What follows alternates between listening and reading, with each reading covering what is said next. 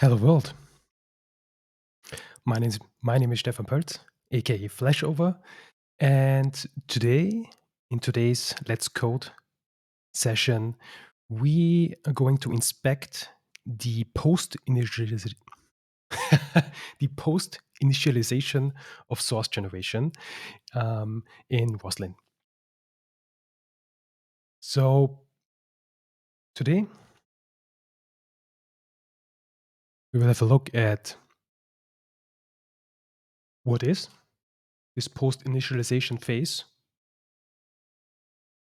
We will have a look at how to use it in both Roslyn 3.9 with the I source generator, but also with the more modern I incremental generators, which have been added in Roslyn 4.0.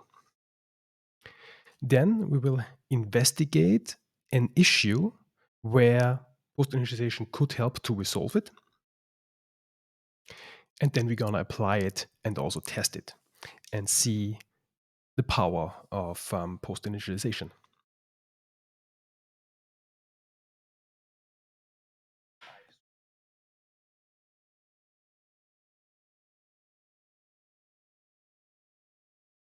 So let's get started.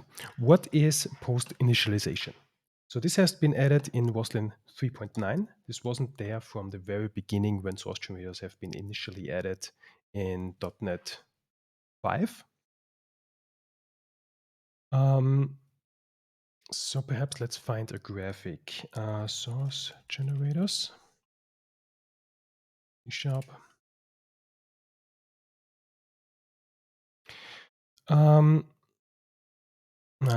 This graphic isn't all too precise. There is a video by Chris Zinkewski. Let me briefly find that. I linked this in a previous episode. I believe it was this. It was from the C# Corner conference. Yes, there it is. Okay, so And let's see, because he's having a more detailed graphic. Yeah, there it is.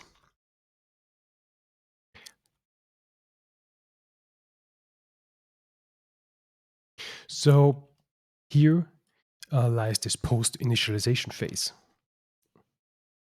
Oops. So first, the source generators, or every source generator, is initialized, and then there's a post initialization phase. And in this post initialization phase, we can register a source output which is pretty much context free. So we only have a compilation there, but for example, we don't have any parse options, or we don't have any additional files or generator options, such as which could be read from a global config file or from the editor config file. So we basically only have the original source that the user wrote and the compilation.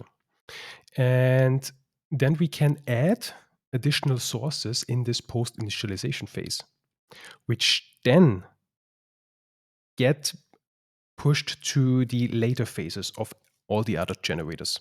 Because if you remember from the very first source generator session, if we have, for example, source generator A and source generator B, if source generator A creates some output, let's say creates a.g.cs file, source generator B cannot see this file.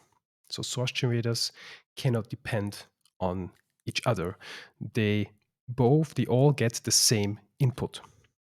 However, if now source generator A is adding sources in this post initialization phase, now actually source generator B can see it. Well, not in source generator B's post initialization phase.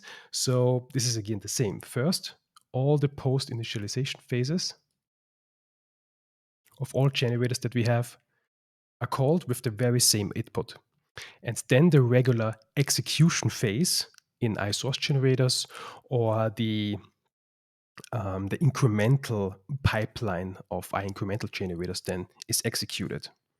So with post initialization, we have one additional phase between the regular, on the air quotes, the regular source generation phase, where we can add additional code, which is then visible in the generator which created it, but also in all other generators' execution phase, but not in their respective post-initialization phase, because all generators in those two phases, so we have the post-initialization phase and the execution phase, they all get the same input. Now, that means that in the post-initialization phase, we could add some source that then the execution phase may depend on. For example, we could add an attribute or a partial method that then is, so in the post-initialization phase, we could add an attribute or a partial method, which is then either consumed or used not only semantically, but also not only syntactically, but also semantically in the execution phase.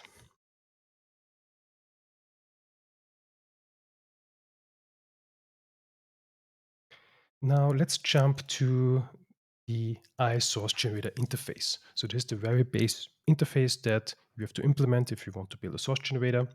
This is the iSource generator, which has been added in the .NET 5 SDK, which is Roslyn 5.0. Roslyn 3.8. We see it down here, Roslyn 3.8. It was available previously in previews, but there have been, because it was a preview, there were some changes to the naming. But since 3.8, this is basically the .NET 5 5.0.100 SDK. So the first full release. No, the first GA release. And so we do see here the execution phase. This is where we can add source output. And in the initialize phase, we get the generator initialization context passed to it. And now this generator initialization context, we see I already clicked on it previously, has a register for post initialization. And this is actually newer. So this was added in Roslyn 3.9. This wasn't there in the beginning. So this requires, I believe, the .NET 5.0.200 SDK. And here in this register for post initialization, we again have a context, the post initialization context. And in this context, we basically can add a source. We also have a cancellation token, but what we can do is add sources here, but we see we have nothing here, nothing else we have no compilation, we have no additional files, we have no analyzer options.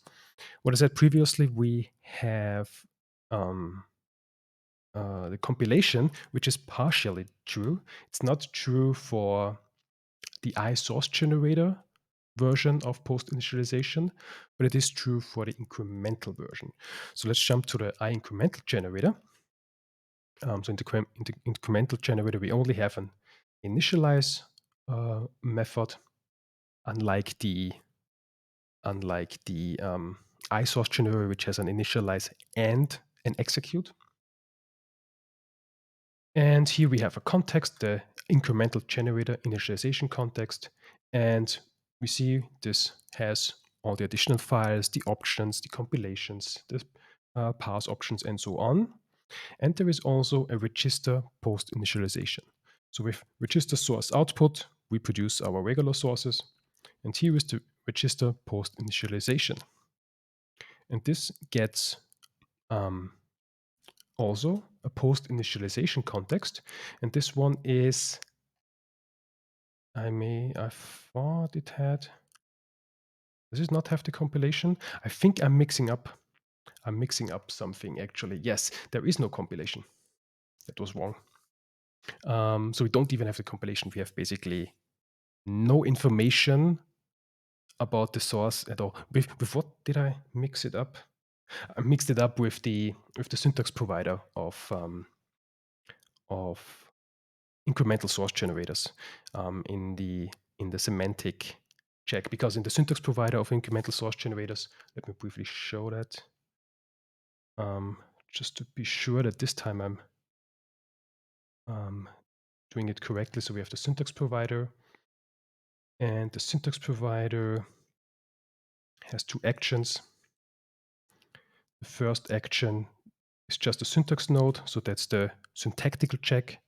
And the second callback is gets a syntax context, and this generator syntax context, has the node and the semantic model. And via the semantic model, we can get we can do semantic checks. But so I was mixing it up with that. So in the post initialization, we have no information about the source code at all. So we can only add source basically unconditionally. We can't depend on anything here. Sorry for the confusion.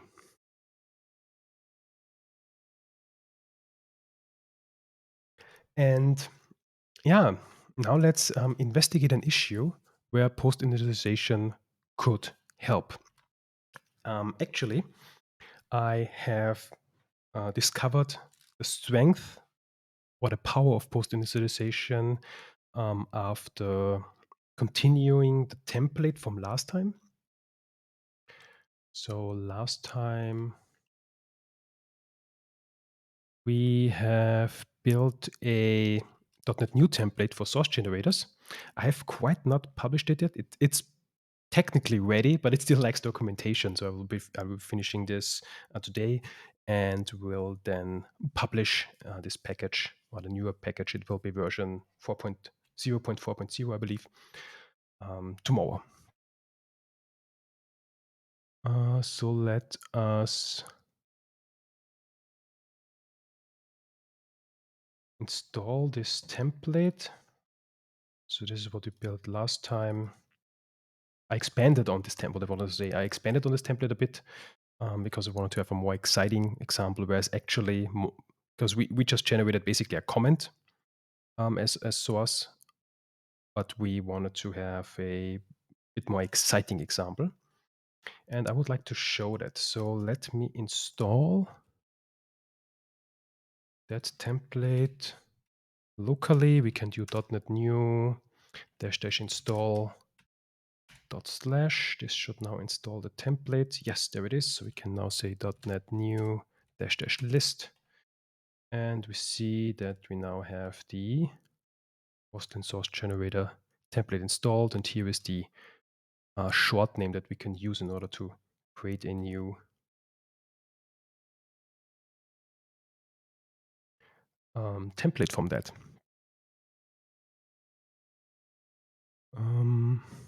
So let's go perhaps here. What do we have here?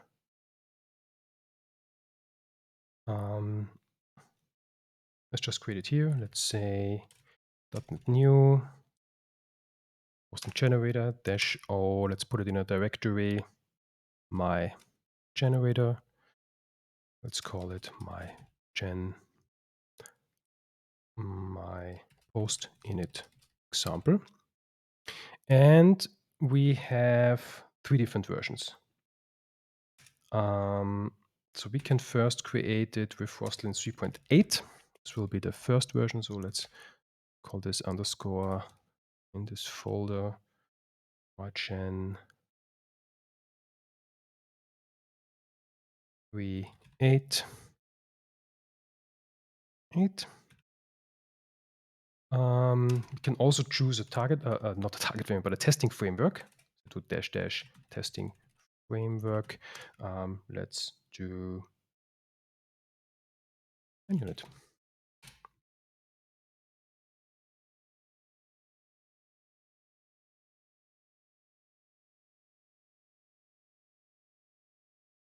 So let's jump into the folder. Let's try if the solution has been created correctly.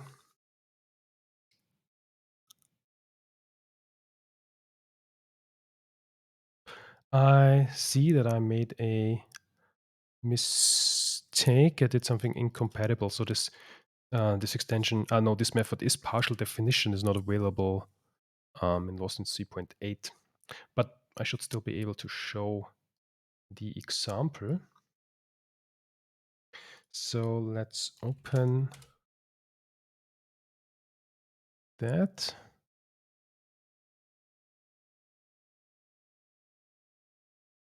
And here is the 3.8 source generator. If we go to the CS Purge,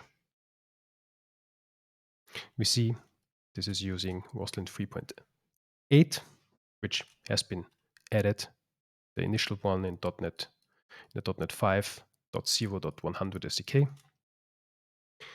And we have, okay, here is my mistake. This doesn't exist. Let's see when this has been added in a later version.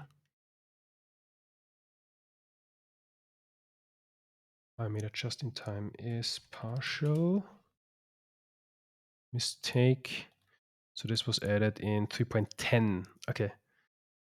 So I can only use this in the 4.01 version. Okay. But other than that,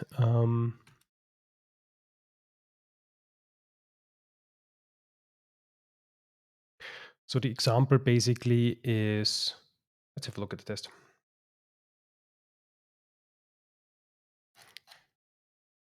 If this was our input source, we could create a partial method, which now, a partial type, which has a partial method, which returns a string and has the hello world attribute in any version, either with the verbatim identifier or non-verbatim identifier. Actually, I believe what I learned is the verbatim identifier is only valid if we use the full attribute name. If I hit escape, it jumps to the top. This is, I believe, invalid. Let me briefly get rid of this. This is just a debug assert. This is not necessary. I believe this is not valid, actually. What I learned, .NET test should now fail. Or am I again mixing something up? I may be.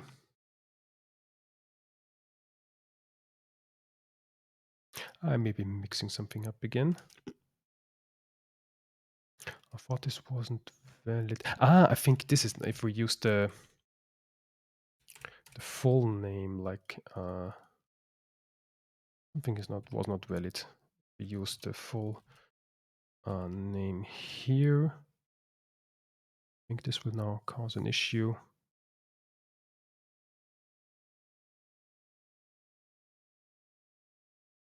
Okay, I need to inspect it again. But somewhere with an attribute, the verbatim identifier is not valid everywhere. But okay, nevertheless, in this example, we depend on this hello world attribute. And if we have the hello world attribute, if we jump down to the generated code, we now create a partial class, which now basically adds an implementation for this partial method, which returns hello world. So we basically inspect if this partial method, if this partial method returns a string, either the BCL type string or we look up there, the predefined language keyword. It needs to have the hello world attribute, our hello world attribute, not any hello world attribute. And it needs to be partial. Those are the rules. Because if we jump to the test, which does not create anything, so we see this is basically creating a bunch of errors. It doesn't work with any attribute. It doesn't work if we have no attribute.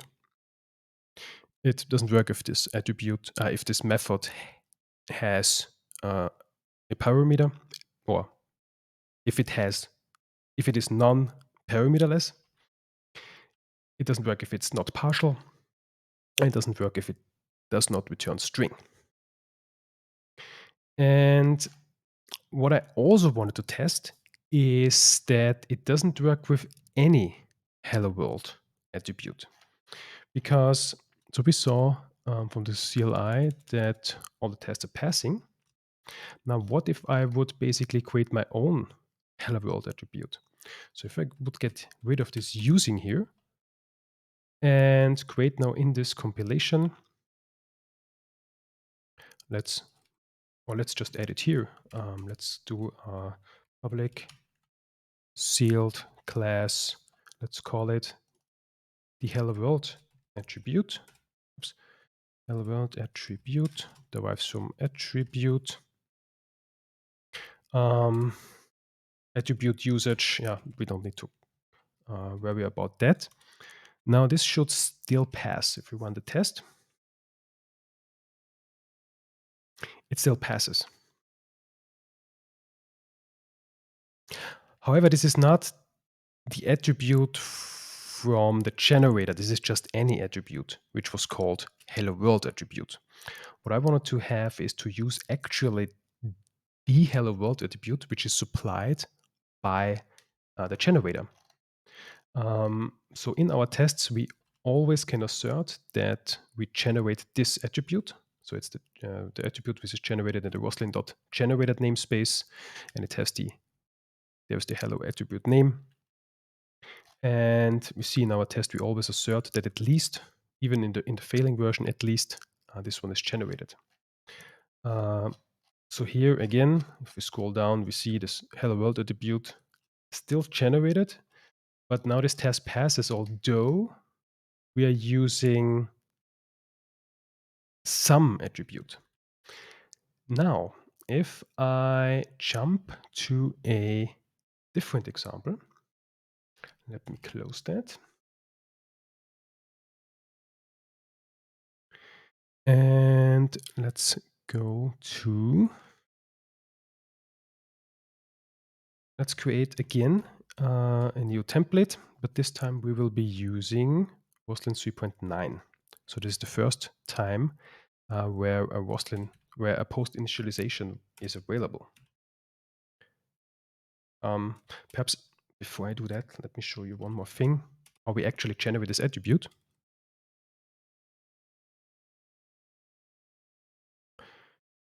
Oops, this is the wrong one. This is the correct one. We generated, if we have a look at the generator, here is our iSource generator. We register a syntax notification. This is the syntax receiver. And then in the execute phase, we always add this attribute. This is the hello world attribute. So we always add this. There is no if around that. We just always add it. And the rest of the code is then added depending on the syntax receiver. So if we have a brief look at the syntax receiver, we see it does some checking if this method syntax indeed is a candidate method and the method is a candidate. If it has if it has at least one attribute, which we then inspect if it is our attribute, if the parameter list is empty, and if it has the partial keyword on top. We later on also check, does it actually return a string? So we see that the return type is of special type string. And here we check now if it is the hello world attribute. But we can only do a syntactic check. We cannot do a semantic check because we added this attribute. We generate this attribute. We go to the generator. We generate it here in the same step where we analyze for these candidate methods. So all this method declarations. And since a generator cannot depend on a source that it generates, unless it is done in the post initialization, we don't know that it's there. So we cannot do any semantic checking, only syntactic checking, which means, okay, we can basically only check the name, which we do basically here.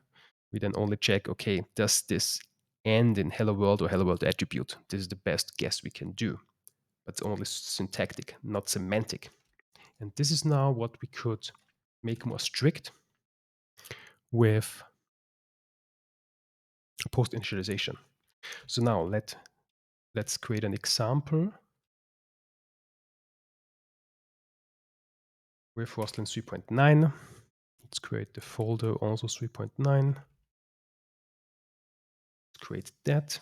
Again, this may now fail because I'm using this one property that I should not use yet.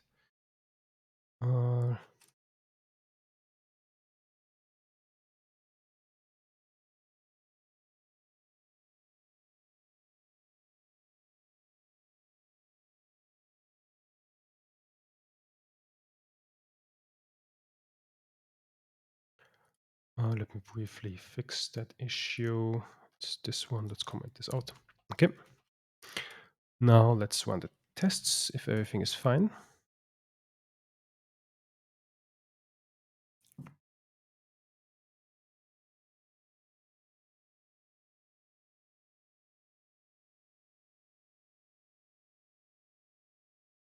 All tests are green. And what we see now, if we jump to the unit test, we see it's basically the same. So we still have the test where we have some invalid usage, which does not generate anything other than at least the attribute, the hello world attribute. We always generate that. And here is basically the set of successful tests. And now there is an additional test. And in this test, this is basically what I did previously. We now define our own hello world attribute. It's in a different namespace. It's not the hello world attribute that the generator creates. But it has the same name. And here now we actually expect an error. If we go down there, we have CS8795, which says that this partial method has no implementation. This is the error that has been added with C#9. If we on a partial method, if we on a partial method define a accessibility, then we must have an implementation of partial methods. If we omit the visibility or the accessibility, then the pre-C#9 rules apply. And that means that this method must be void. And now it doesn't necessarily need to have an implementation. It could have, but it doesn't necessarily have to. It will get stripped out if there is none. But with the new C#9 rules now, this explicitly requires an implementation somewhere. But the generator doesn't wait for this one, although we have the hello world attribute, but it's a different hello world attribute. It's not the hello world attribute that we expect. So it is syntactically, from a C# point of view, a hello world attribute. It looks correct, but semantically, it isn't, because it's a different hello world attribute. And this is now this is now a bit more strict with post initialization.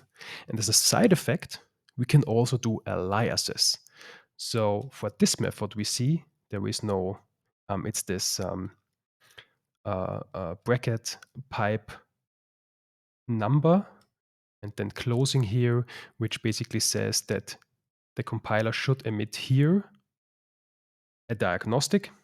And down there we say it should be CS8795 error at this 0 location, which is this. And here is the name of the method. But for greet, we don't have these. So this actually passes and it actually generates. We see it down here. It actually generates now for this greeter class an aliased hello world. And this works because, okay, syntactically, it's wrong. This wouldn't work with a 3.8 generator or a generator which doesn't use post initialization. Or if this attribute, I mean, for example, what Microsoft does with logging, the logging attribute, or with system text JSON, all those attributes are in the library. So they're already there. They aren't added by the source generator.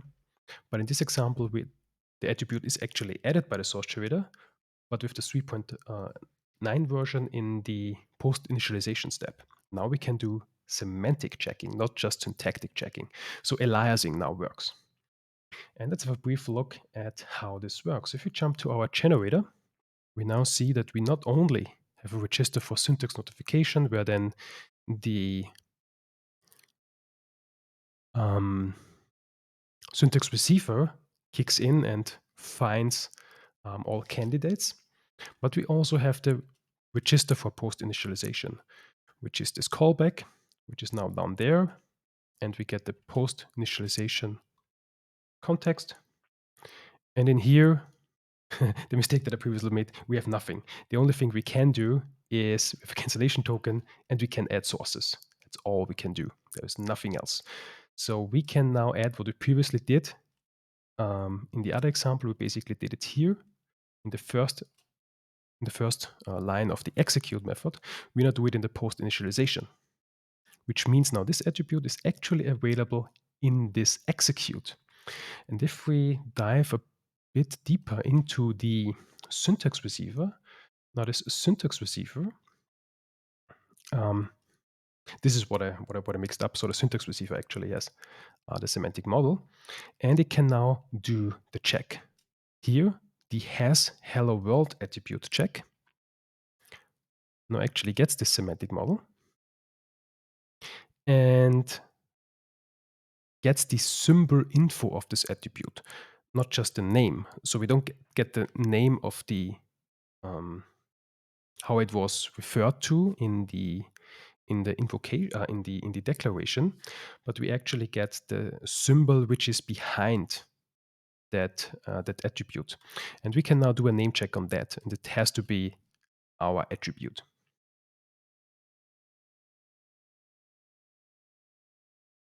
And yeah, so with that, we can be now more strict and also can enable aliases. And actually also, if we had a static method, yeah, we will see this later on, what we could also do, I believe. And yeah, so this is the power of the post initialization. Let me also show this to you, how this looks like in Roslyn 4, which is in the I incremental generator. So let's one more time create a new example. Do I have it here? Yes. So this time we'll be using Roslyn 4.0. That's actually the default, so I can omit that. Let's call it 4_0 in this directory. Okay. Let's jump to that directory. Let's do a .NET test. This should all pass.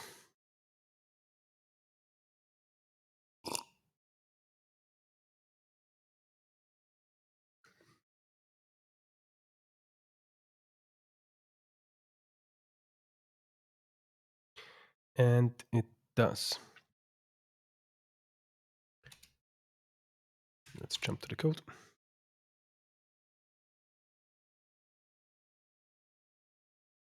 Here, now we see we no longer have an iSource generator, but an incremental generator. And again, we do a register post initialization, which this callback looks very, very similar. We basically, it's not the same struct that we have here, but it has the same capability, just as a cancellation token, and we can add sources. There is nothing else. No compilation, no parse options, no additional files, nothing else.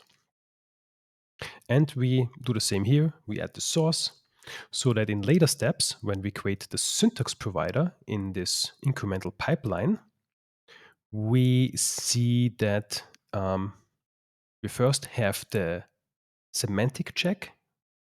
Sorry, it's the syntactic check first. We first have the syntactic check. This gets in a node and basically does a first filtering. And then we have here the semantic check. So we have here the semantic model available. Let's jump to the syntactic check. So we check if it's an method declaration, basically the very same that with the other generators. And in the semantic check, we have here the very same method. that we have with the 3.9 generator. We iterate through the attributes that we have, get the symbol info, and check if it is indeed our attribute. And this is now, again, the semantic check, not the syntactic check. Now we see that this is now working because, so this is now available. This has been added in 3.10, what we saw earlier. So I have two things to do other than finishing documentation and also removing this from the other versions of the template. And then I will publish this tomorrow. And yes, so this is basically one use case of how we can use post initialization. And I would like to apply this to an existing source generator for mine because that suffers from a similar issue that so far I only do semantic. Sorry, I always mix it up. Syntactic checking, not semantic checking. And not only could we then have aliases for the thing we will be building, we could also then have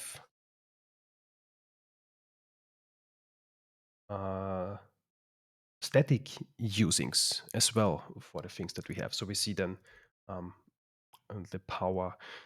I'm wondering if there's anything else notable to show. No. We did run the tests, did we? Did we run the tests? Hope we did. Just to be sure. Everything is green. Yes. Okay, cool. So let's close that. And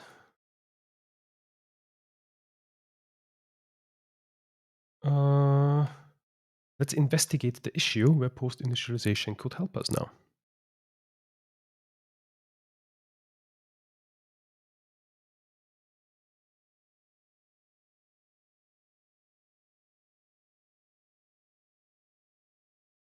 So this is a generator that we have had a look at 2 episodes before, where we basically have, let's have a look at the example about the features that this generator has.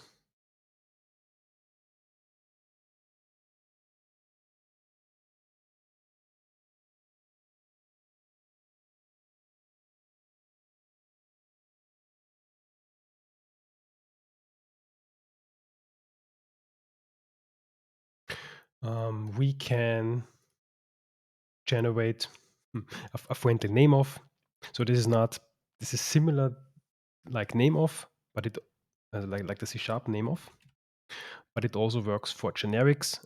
But unlike the name of, it's not const. So the name of operator allows const strings, but this is only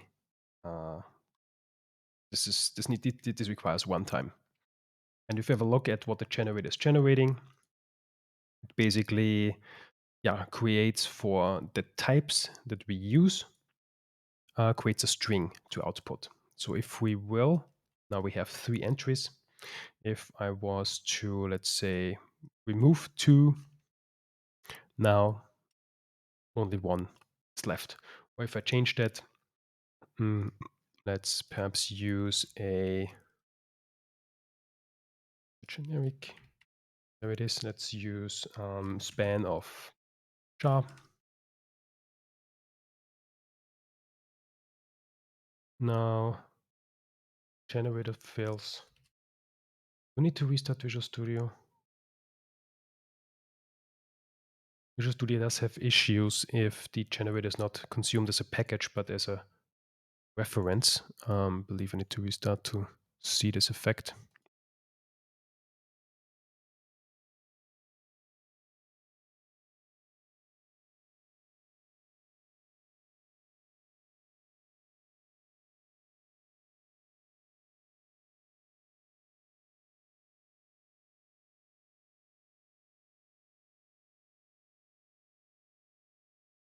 Yeah, now it compiles. And if we jump into the implementation, we see, we have here the name of dictionary, and we initialize it here with span of jar. So exactly what we wrote. Another use is Ooh, span of char doesn't work. Yes, because it's a ref struct. So we can't use span of char here. But we could use memory, read-only memory of char. This works, yes, and there we have it. What we can also do is basically create faster versions of enum.toString. Let's get rid of this code here. And let's get rid of everything, and let's do string name equals, let's use the string comparison enum, invariant culture, and we can toString that, either toString it, so that's the toString, or we could also get the name of it via enum.getName. Then we can pass in the enum value, and this now returns the name. I believe this is nullable. Yes, it is. And let's print both of them to the console. So we have the toString and the get name. Put them both out. And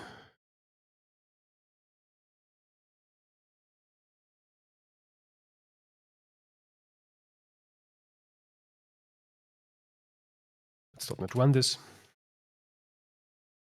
And we see the toString invariant culture and the get name invariant culture. However, the implementation here does, I believe, initially reflection and then caches it in a array and then does a binary lookup on that. So this is not the fastest. It could be a little bit faster with a more naive implementation if we basically do a switch on that. So what we could do is basically write our own switch. Let's say string faster switch. Let's switch on the invariant culture. Switch. Let's generate. Can we do that? Yes, let's generate all the missing cases. So if we don't find it, we can return null. So this return nullable. But if we do, we can basically say name of string comparison current culture, and so on and so forth. But as we see, if we would now compare the both methods, so the toString, the get name, and also the invariant culture version, and also the naive switch implementation, we will see that the switch implementation is measurably faster, and it also has no allocation. I'm not sure if the toString or the get name, one of these allocates just a little bit, but the switch would be the fastest version. But to do this now for every enum is a bit tedious. And since it's always the same pattern, I know exactly what I need to do in order to create this. This could be done via source generator. So this is like faster manual. And we could also have a faster, let's do the generated. Generated. And this is basically very similar than like the get name, but only on a different type, which I called enum info. I guess we missed the using, so this will be, why is again, do we again need to restart Visual Studio? I hope not.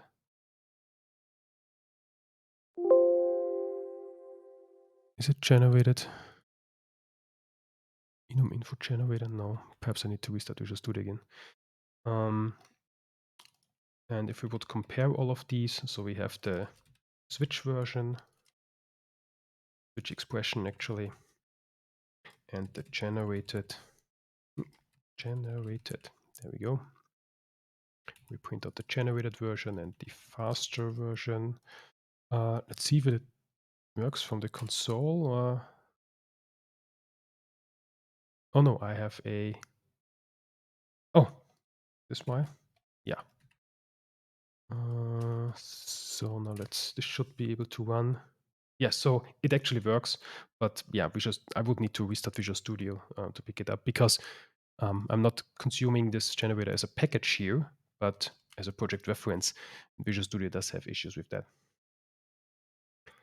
But what you see in the output, we have the previous toString version, the getName version, the switch expression version, and the generated version, and all create the very same. Perhaps also as evidence, we do have a benchmark. I should have run this beforehand, but I can not run dash c release, and we can have a look at the result a bit later. This is the enum info generator. Let's run that. Perhaps in the meantime, let's restart Visual Studio.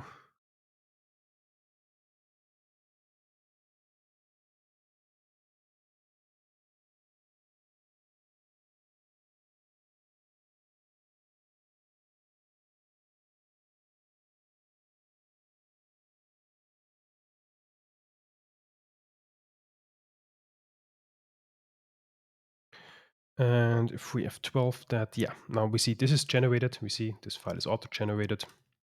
And it generates the very same thing, this switch with name offs. But now it's generated. I don't have to do it manually.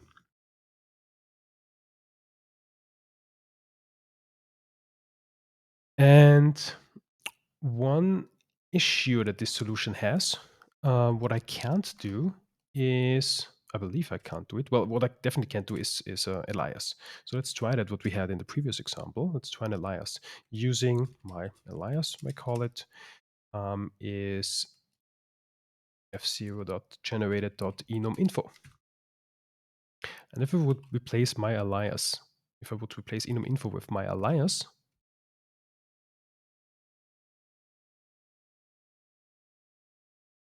I actually auto-generated that it does work. Let's have a look at the. Okay, before we do that, the benchmark is completed and it lacks something to generate. I want the wrong benchmark.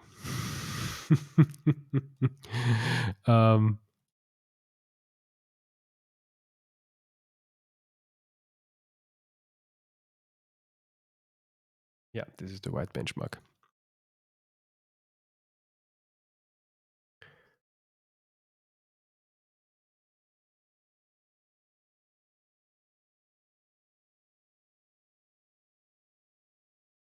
Benchmark that I ran was actually the benchmark for the generator itself, not the generated code. Okay, so I actually got this working, but okay, what I believe now an issue is, so this works on any type, so it works with any get name. If I would have a, let's make our own type, let's say public static class my class, my static class. And let's do the very same signature. We have a public, or at least internal, static string returning, or nullable string returning, get name method, which takes an enum. In our case, the string comparison enum. Let's call it value, and let's just return null here. And I think if I would call the get name now on this myStatic class,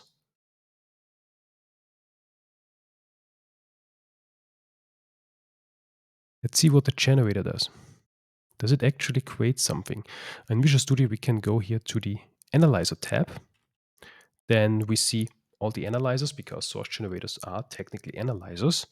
And we see what, for example, our generator is creating. If you have an enuminfo generator, an enuminfo.g,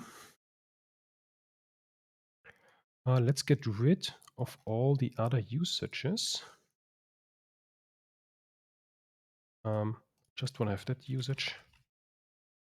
Let's get rid of everything else.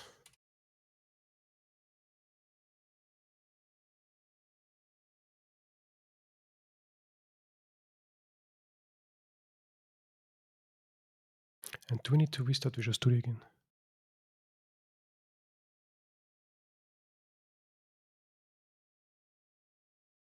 Test. Not .NET Test, .NET 1. Oops, wrong project. I wanted to go to the example. Actually, let's run it from Visual Studio. Should also be fine. Yeah, so it's actually ones. So we can, let's return here something.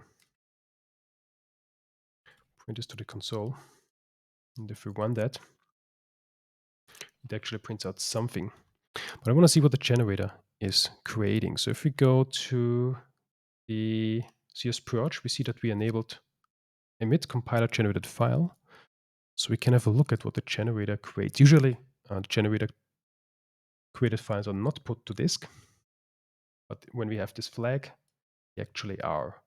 And we can also specify a path. We have it in the base intermediate output path. That's the obj folder / generated. So the generator here is our enum info generator. And let's have a look at this file. And we see that it actually generates this method, but it shouldn't, because that's just some other method which matches the signature. It returns a string. It's called getName. It takes an enum, but that's it. It's not my class that I want to target, but just any class. So let's actually try a different enum. What can I think of?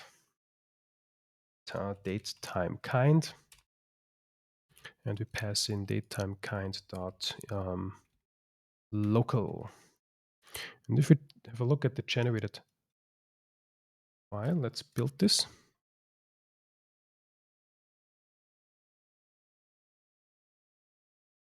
Have a look at the generated file, and it actually still creates this code, although I have no method. This is uncalled, because this get name is invoking now this method and not the one which is generated. So the generator is sensitive to only methods that, I guess, return a string, are called getName, and take an enum. But what they don't do is that they have a look at if it's actually invoked on a type that is called fco.generated. And yeah, I would like to make that more strict so that we not generate something which is never called, which is never invoked.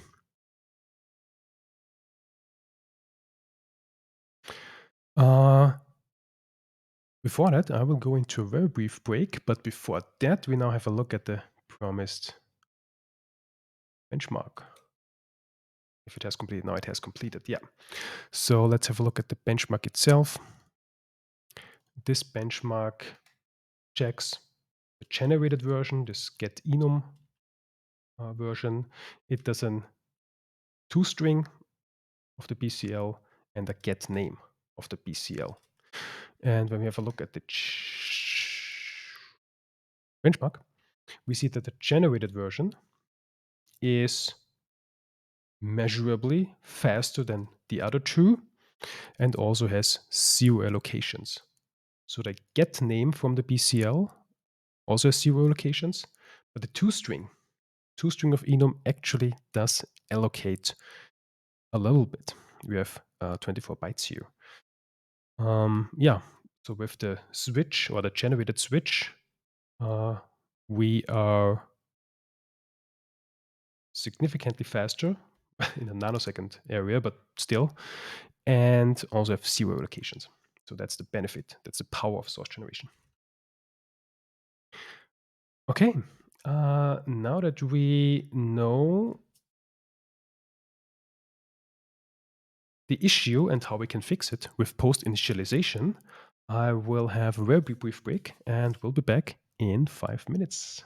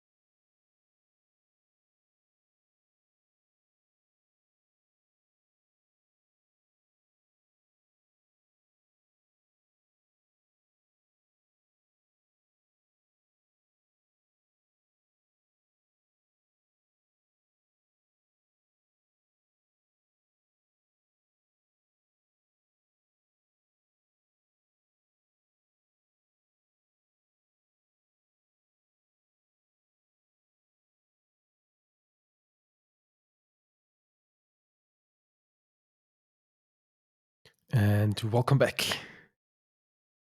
All right. Um, yes, it's time to use post initialization.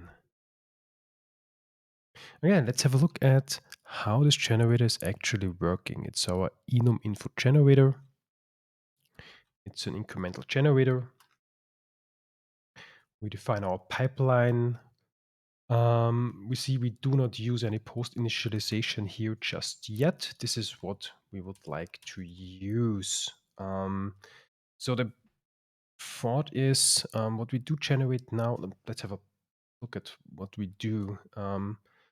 So we do here for the syntax provider, the syntactic check where we candidates is every invocation which has one argument, which could be an enum, and if it has that name.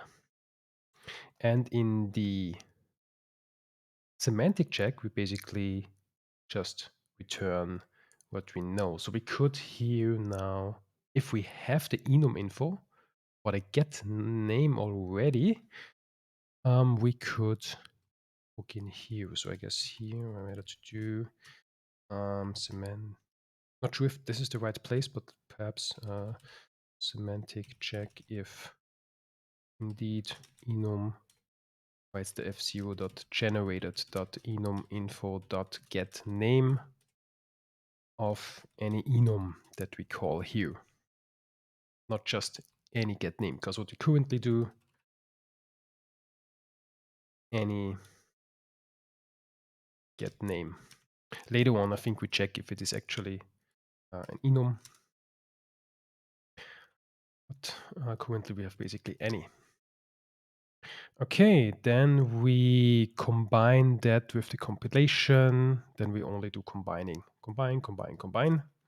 And then we register the source output where we first check if it's C#. Now here for déjà vu, I think this could be replaced with, this could be done on the attribute. Actually, let's jump to that later. To do replace with attribute. Discovered this recently while having a look at the regex generator of .NET 7, which is upcoming. Well, later this year. But it was a preview. Is it preview 2 already or preview 1? But there are previews already. Then we get symbol names. Let's see what we do here. We go through all of our candidates, our invocations. We get the expression, which basically is the argument expression, which is basically what the parameter of the argument, not the parameter, the argument that this expression is invoked with. And then we see if this is a null literal. If it's a null literal, we continue. We don't need to generate anything for null. If then we get the node. Okay, could be several different nodes. So we filter the node. If we actually find an interesting node, we go on. We get the semantic model. We get the type information. See if it's not an error type, and if it's of type enum. Yeah, this is the check what I mentioned here. So this is basically here this enum check. If it is an enum, then we... Oh no, hold on. Yes, if it is an enum, then the...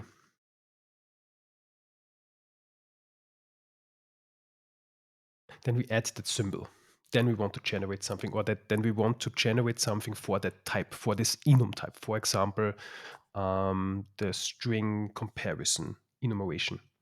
However, if it's the system enum, so if this was invoked with actually with the system enum here, then this is a wrong usage, because this is actually the stub that we create for autocompletion. This shouldn't be invoked. Then we report a diagnostic. Since it's an analyzer, we can report warnings and errors and infos. Okay, then when we have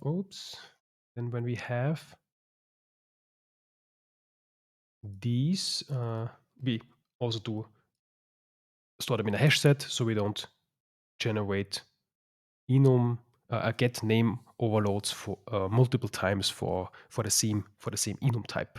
That would then result in a compiler error. Then we get some options and we generate the source code. Do that via indented string writer. Okay, there is some different if else's depending on the language version. So using the latest features if available. And here we basically create a file which is auto-generated, nullable enabled. It's in the F0 generated namespace. We create that type. And then we write all the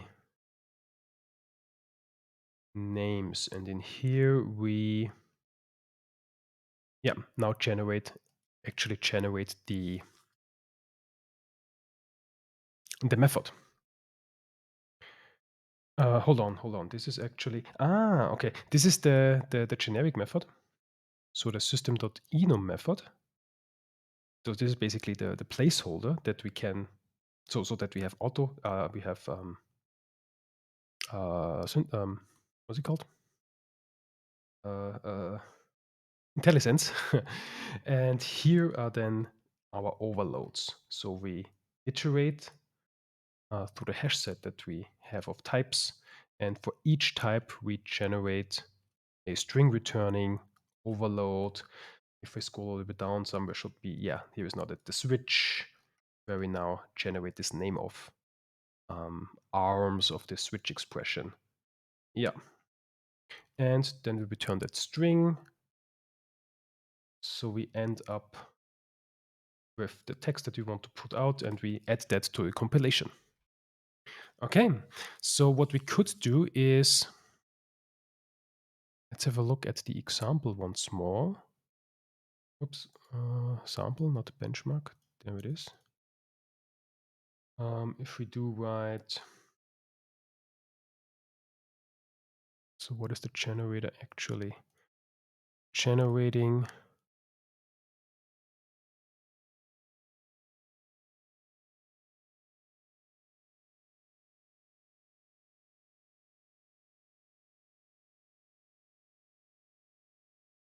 This. We could create this actually, this this stub that we use for IntelliSense.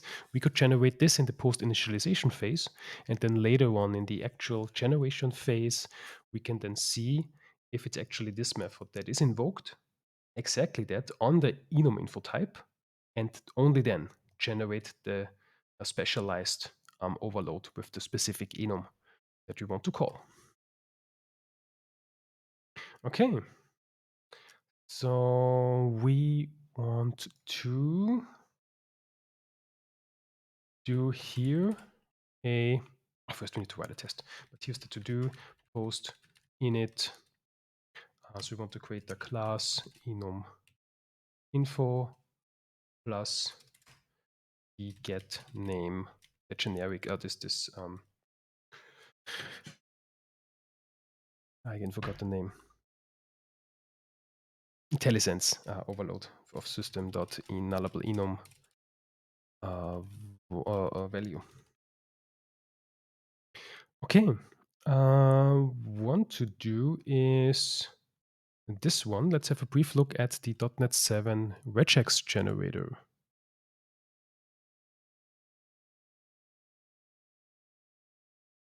.NET runtime repository. Source libraries regex. Not sure in what assembly this is.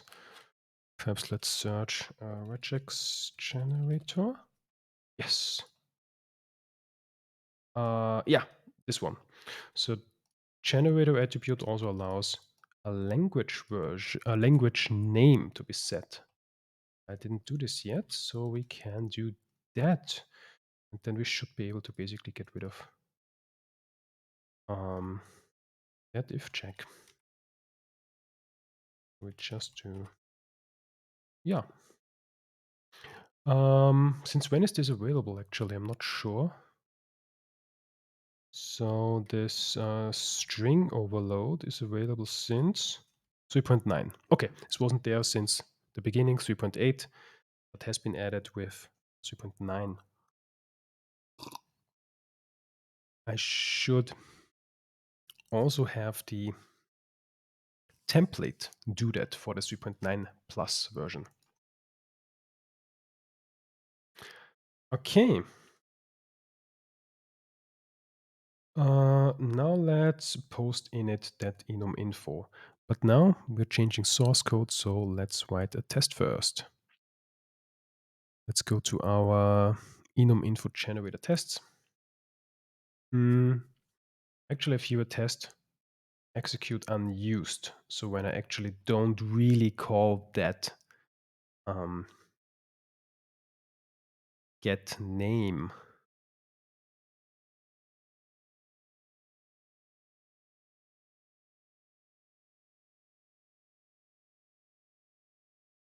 But we now also we always want to generate this this stub. Okay, so how may this look like? Public, no, private const string. It can be const because we have no anything. We have no compilation, no parse options, so we can create only a string. So we have no information, no context about that string. So it will be a const string of the, should we call it stub? Not sure if this is the best name, but should do for now. This will be in the, so we can't use C# 10 file scope namespaces because I do also support lower versions and we don't know the parse options. So we must generate a most compatible string here. So let's do namespace f0.generated. And in here we have our internal static class enum info. Okay, now we need to make this partial because we're generating multiple steps. So this now needs to be this now needs to be partial. And we create an internal static string get name, which takes the enum info. So that's in the global namespace system.enum value. I think I called it value. Yes, and this now, this should actually do this throwing. I have this, for now return null. Actually, should throw an exception here. Let's do an to do, then the test will fail. Because I also have a generator which generates a generation exception. And if this is thrown, that something is wrong with the generator. Throw generator exception, which is actually generated. Okay, and we always want to have this. So we have autocompletion and can then do the semantic checks on that. And we always want that. So this will be, okay, what do we have here? What overloads generated? So now we actually need a, this doesn't cut it anymore. We actually pass in multiple files. So far I only generated one file, but now we will generate multiple files. Actually, we'll generate two files. For the sake of simplicity, actually, since it's unconditional, I should be able to just add it here. So we do create a tester here with test diagnostic file. We have an overload which takes an array. Yes, we have an overload which takes an array of file name and content. So we will be using that. So here we have our, we pass our generated sources. And this will be generated sources.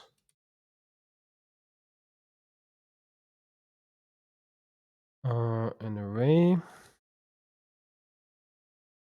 of this, and we always generate our, how do we call it? Enum info. Okay, here we actually have this is actually the name. The file name is here. That's the enum info. I'll call that, what do we call that? So we now create two files. I call this post init.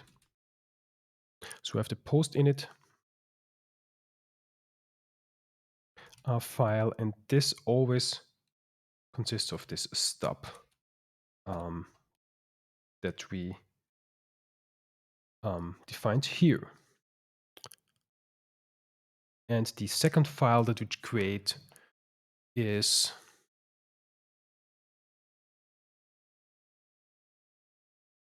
the one then containing the actual implementations.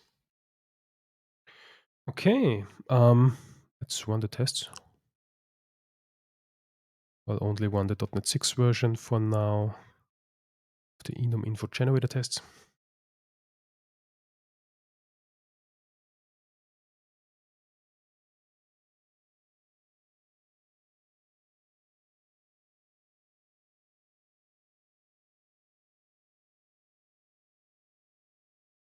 And they're failing.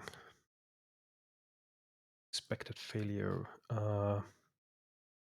They're failing because, okay, we expected 3 files, but actually we created 2 files. So yeah, we create one file too little. So let's create now this this stub. So we now can do the post init. Context.post init, that's register for post initialization output. Let's call this our post initialization wait static method. Let's call this context. And in here, we basically add the source, context.add. And yeah, we can now have here our stub again. Should I copy it? Perhaps I don't copy it. Maybe I made a mistake. This should be, can actually be const.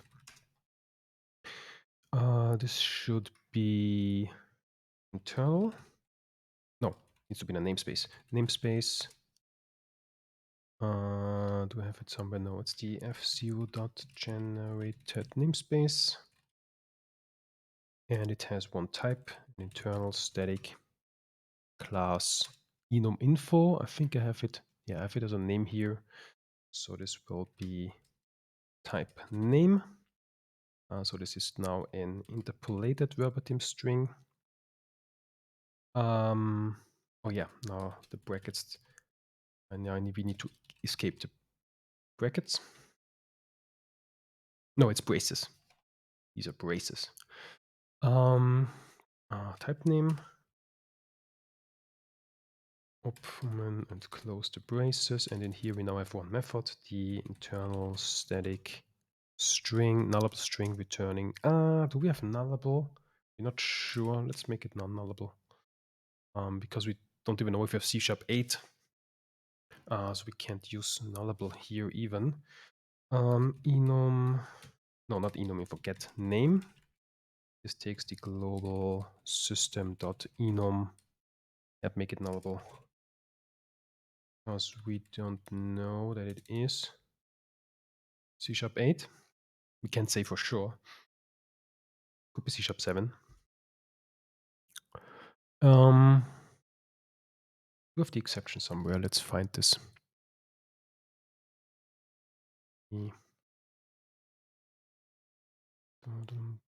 There it is. So new. Actually, we should be moving this, as a matter of fact, because here is now the. Actually, they should get totally rid of this one because this is generating the stub. We should be able to just move this. Actually, let me for now. Should actually be gone. To do move this method because we now create the stub as the IntelliSense stub via the post initialization. So that means we can do all the switches and see what language features are enabled. And basically, let's take the most naive version. Oh, we don't even have global. Yeah, let's use global. Oh, we don't even have. Oh, let's use that one for now.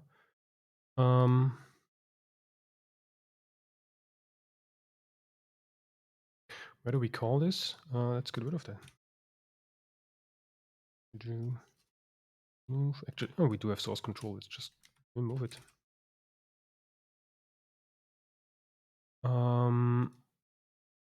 Yes, and we now go to the post initialization.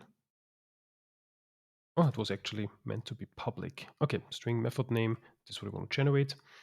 And where's the throw? Here's the throw. We use as interpolated strings. Maybe we have no interpolated string. So use should be the most naive version.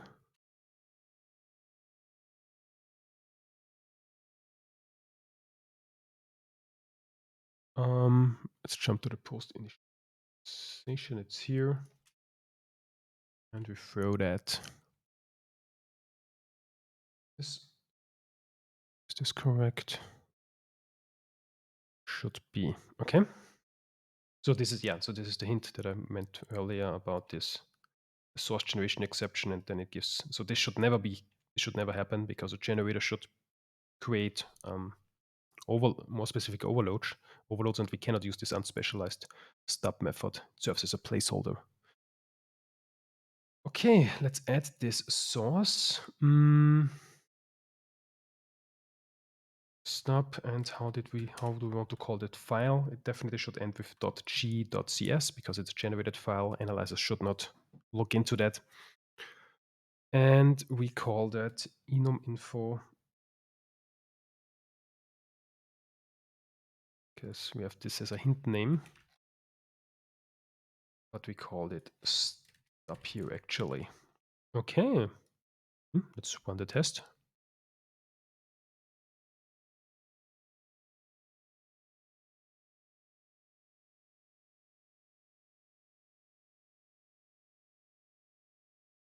And it still fails because, okay, now it doesn't fail because we have a different amount of generated files. So we only generate one file, but the output returns is different than we expect. Yeah, okay. So the assertion is wrong. Our stub actually here, I made this public in the previous version, and here we need to have this special throw. I think actually down in this, where is it?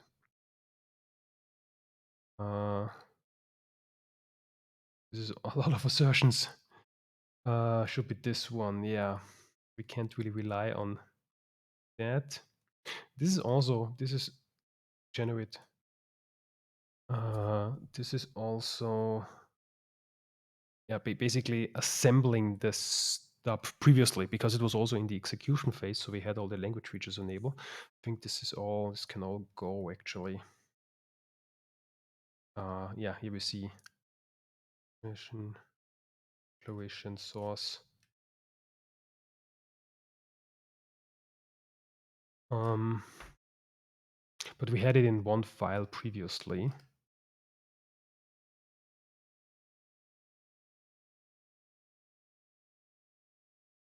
Actually, this.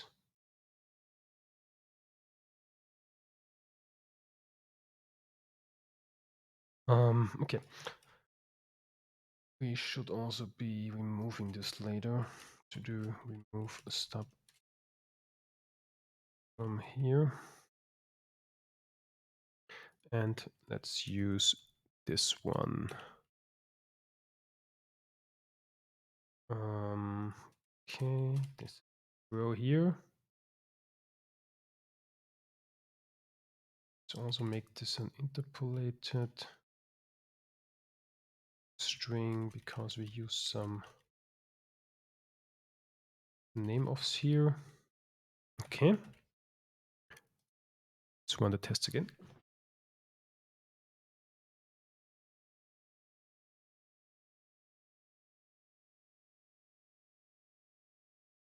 How does it look now? So the difference we have, yes, it's now partial. Did I forget the partial?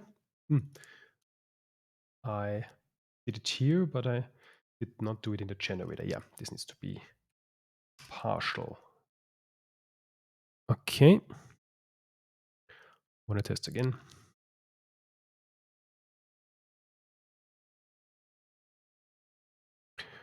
And now it's failing because, yeah, we don't have nullable. We don't know that we can't use nullable. Because, well, we could use nullable if we would assume that the user's at least using C#8. But in this generator, actually, this works. I think I wrote it that it actually works with C#2. I don't want to make a breaking change here. So yeah, we need to use the lowest language version available for this stub, this in the post initialization phase, because we don't have the pass options available. And okay, yeah, I forgot one more nullable here. This needs to go.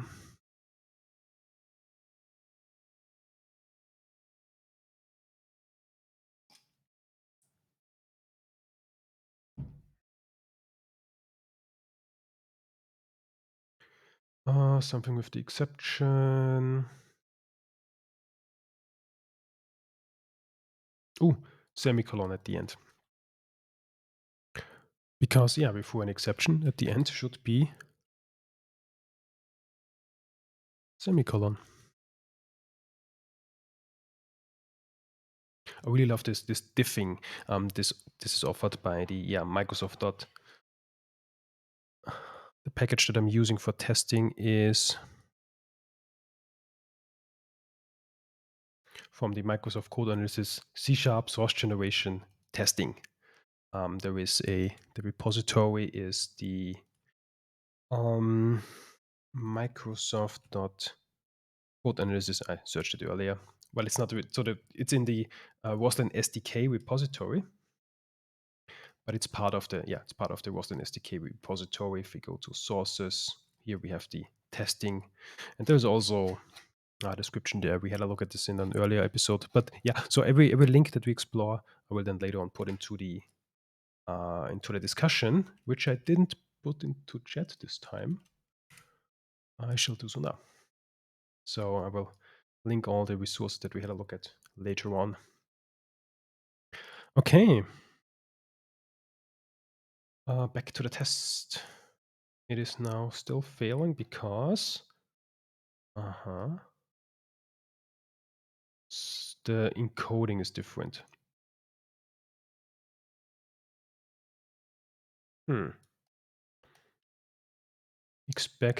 Was expected to be UTF-8, but found UTF-8.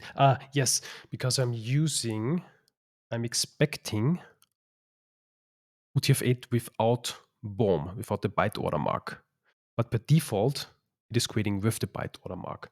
So let's get rid of the BOM.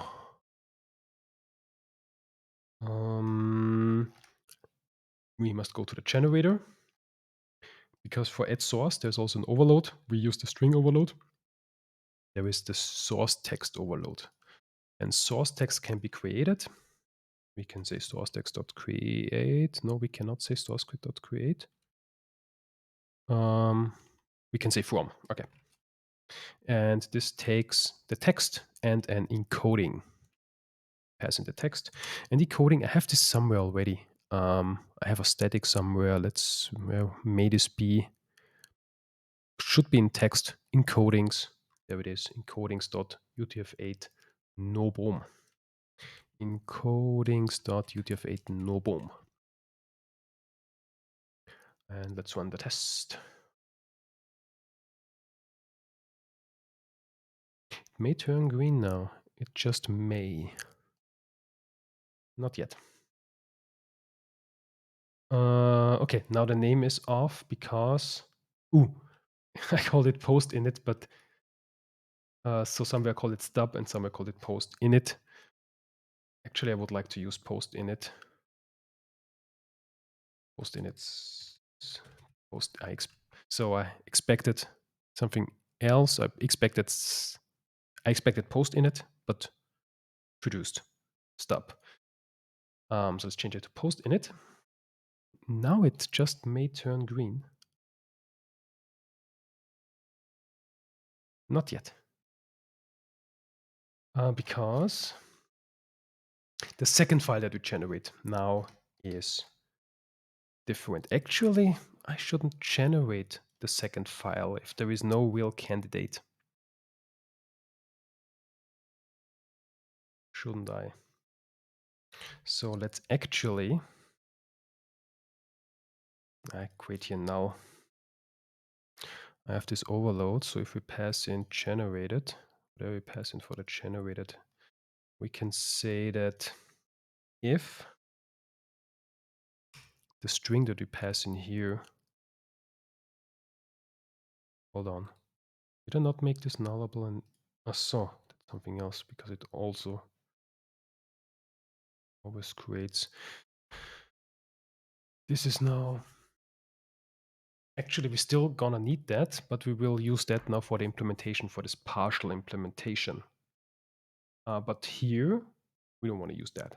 For the first test at least. So for the first test, I generate nothing additionally. I just get rid of this and perhaps pass in null here.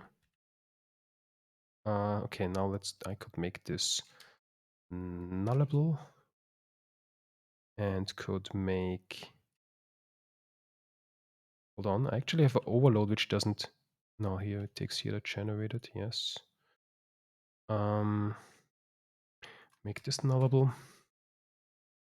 And if generated is null, then let's create an array with only the post init version.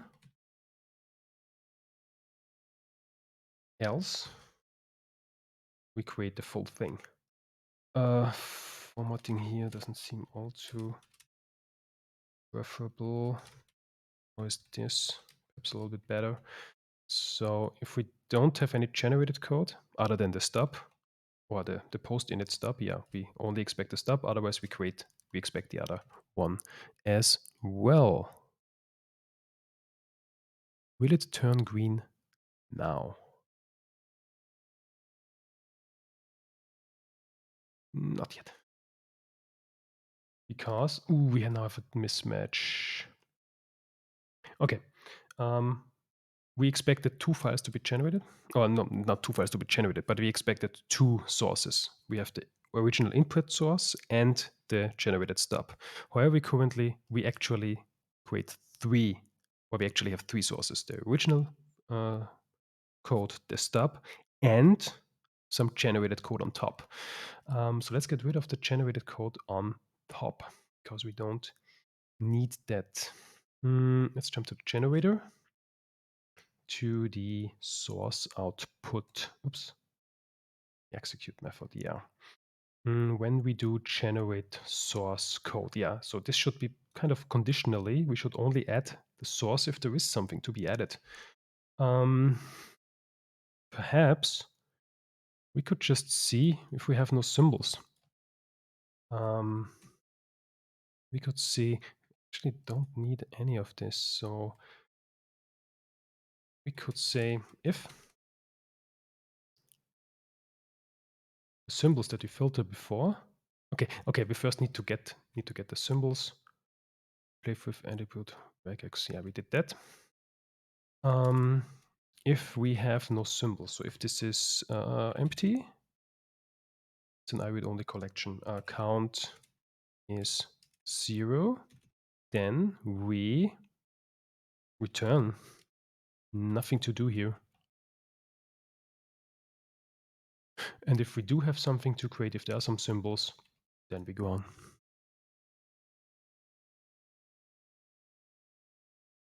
And we have a green. Yes, test is green now. So if we have no source, which is actually consuming the get name, then we don't generate anything on top. We just have this the IntelliSense stub.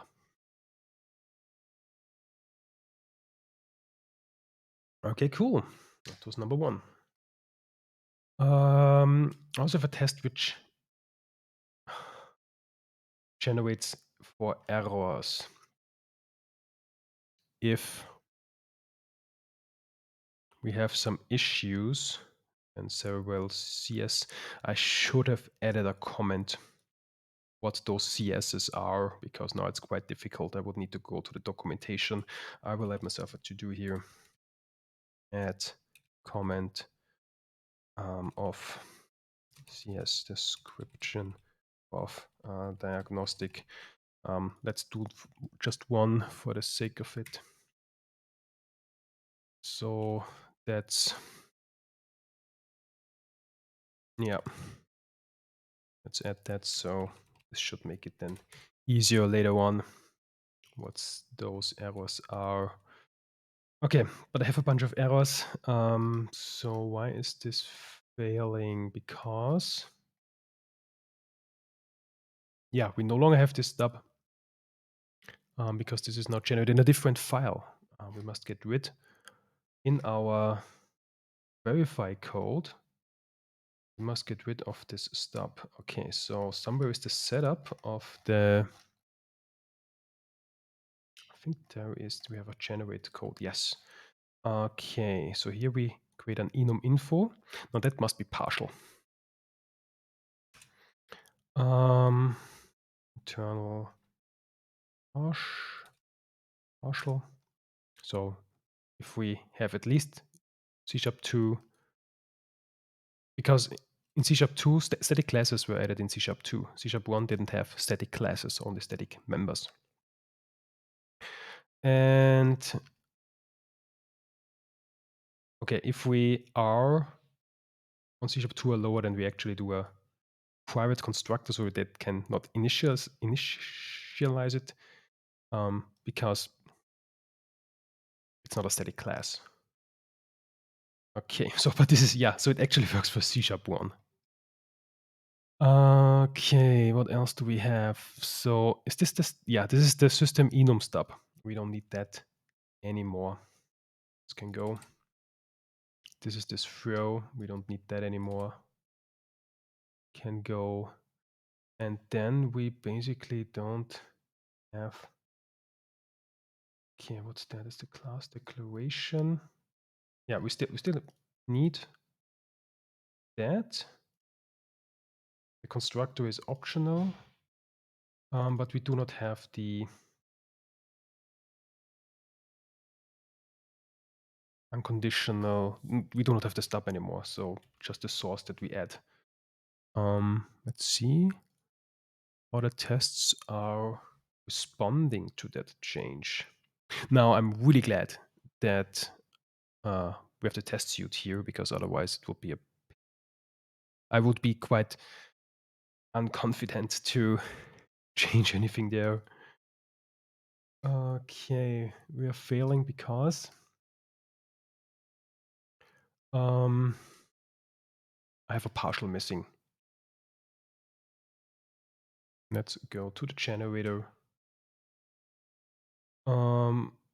Yeah, so if we do actually have symbols, we try to generate source code. And we are in the namespace. And yes, so this is now partial class. Okay. That's so awesome.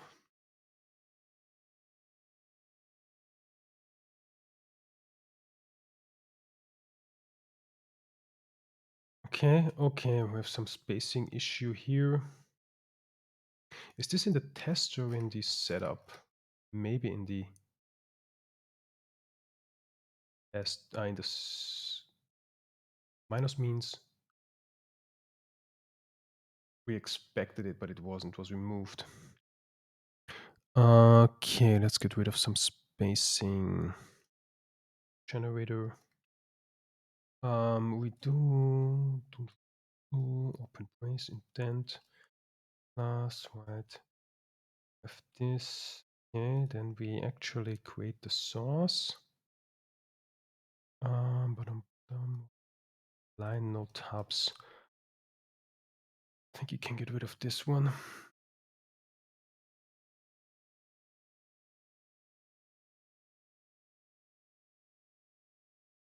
Wait, the actual. We may need this one, but not for the first one. Haha, only for the, if it's the first one, don't need that. Could we change this to a for loop? Change this to a for loop. Cannot change this to a for loop. Because it's an, yeah. No, it's an I would only collection. I would only collection does not have an indexer, does it? Does not. Could we use, it's not a list, is it?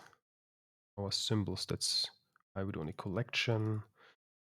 And the I would only collection we get here because in turn it's a hash set and that's a collection, not a list, is it? A set. Does a set have an indexer? No. We have no indexer. Okay, so we can't use indexing here, so let's count. Let's jump back to the source and we generate. Bool is first. Is first is true. And if it is the first, we don't need that. So if it is the first, we set it to false because the next was not the first. And then for each subsequent change, we write this tab. Okay. And I believe we also need to change this test code where we set up this structure. Looks all right, doesn't it? Okay, if code is null, we do an empty line. Do we actually still pass null? Yeah, we do still pass null. It's null, we do an empty line. Do a new. Don't need the new line anymore, do we?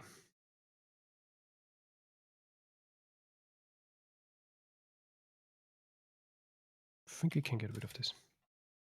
Just use the code directly. I think.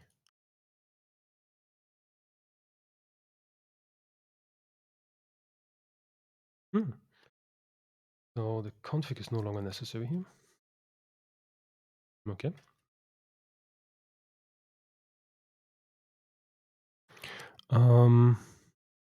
It's the error case. Oh, we still have.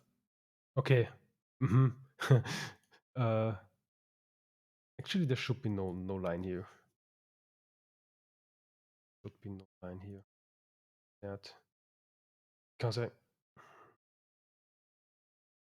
always have this line here. Let's fix all the tests. Have new, because we always start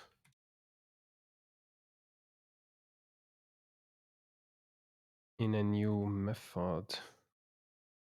Yes. But we also need to fix the generation side. Okay. We open a token. Okay, and if we do white line, somewhere is still a white new line that we do not with the partial class. Should be fine.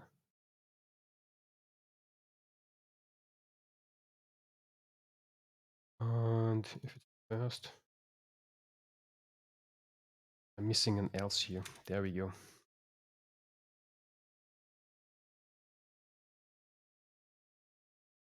Can this be shortened?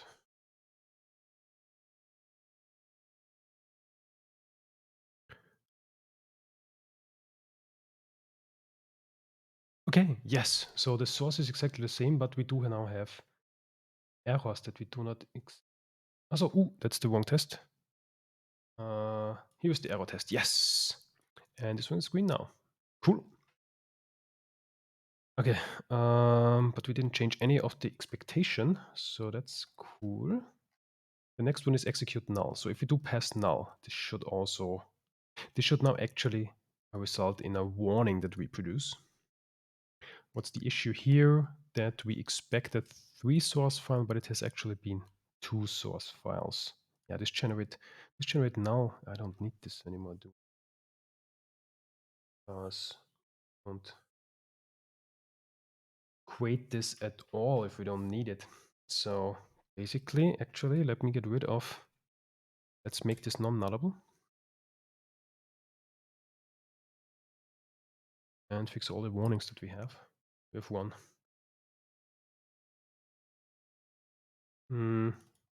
Okay, so this is the only usage. This is no longer necessary.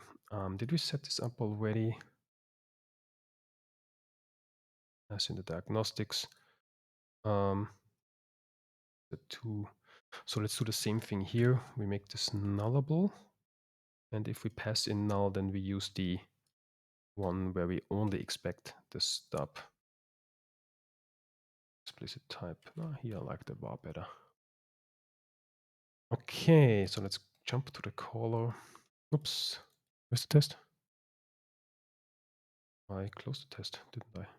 No, I am at the test. Yes, so we pass in null here.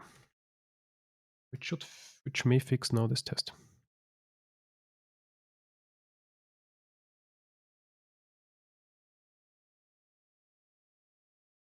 And it does. Woohoo! Great. Next test. Also already green. That's my favorite kind of tests. Another one green. Excellent. Another one red. So here, what is this test doing? Yeah, we test with some options. Yeah, this option doesn't make sense anymore, does it? No, it does. It does, but on the implementation, not on the signature. What is this doing? Because we also allow, the generator also allows options. So do I have this somewhere? Do I have this somewhere? Yeah. We could, because per default, if an enum is not found, so if we would write something like, let's go to the sample. Okay, let's keep that, but let's have here our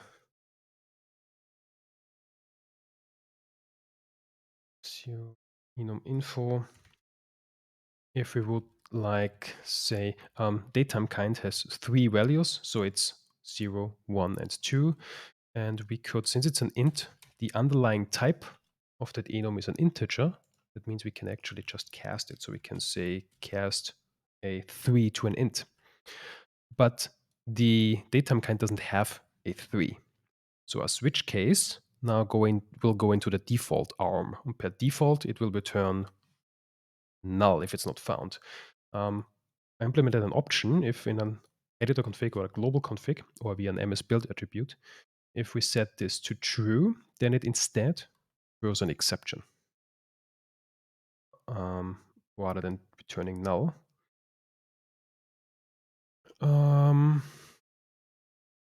So this seems to have an issue here. Okay, 6 tests are failing. Let's jump to the output. Let's have a look at one of them. Can I make this bigger?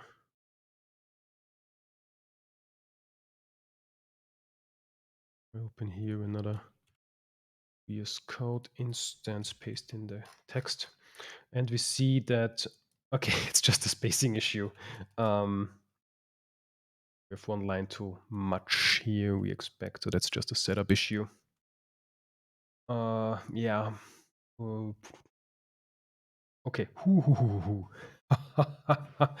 Yeah, so this really generates the test that if we do, so if the options define that it should use the throw, then we do throw an exception, an invalid enum argument exception.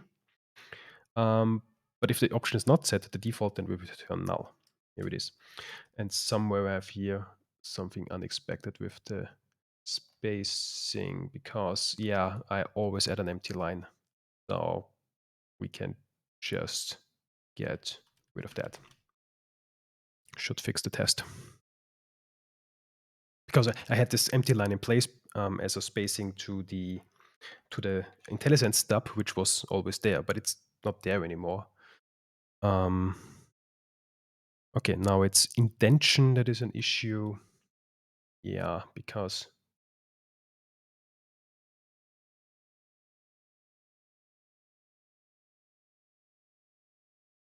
we are 2 levels too deep. Why is that? Now an issue. Oh no, that's actually correct. The test is correct. Our generation is wrong. Where's that code with the options?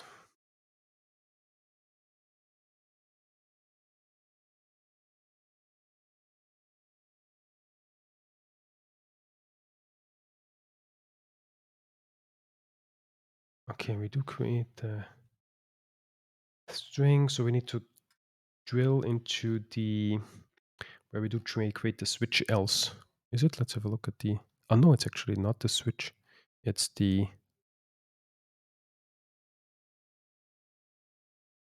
member here.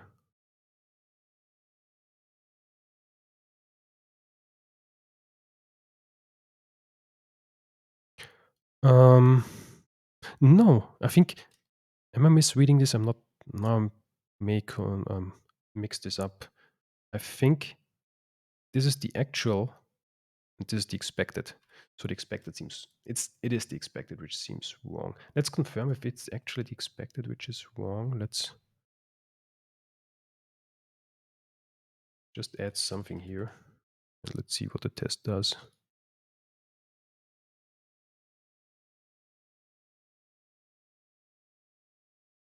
Yeah, it's the expected, which is wrong. Do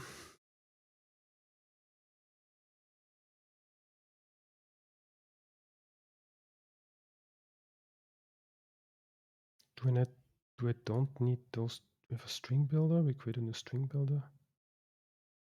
And okay, let's see where we do use the string builder.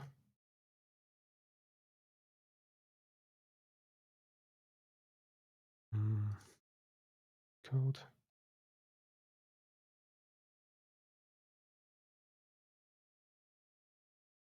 This issue here. Yeah, we are already indented here. Yes, so we start indented already. So the first line, we need to get rid of the first indentions, which will be these two. Yes. Now they may turn quite green. We should do. Okay. Let's jump to the next test. The C# 7.3 still working. C# 5 has an issue. No, it doesn't. Oops. C# 5 also works. C# 1 has an issue. Well, I could drop support for C# 1, but let's want to be stubborn. We have compiler errors.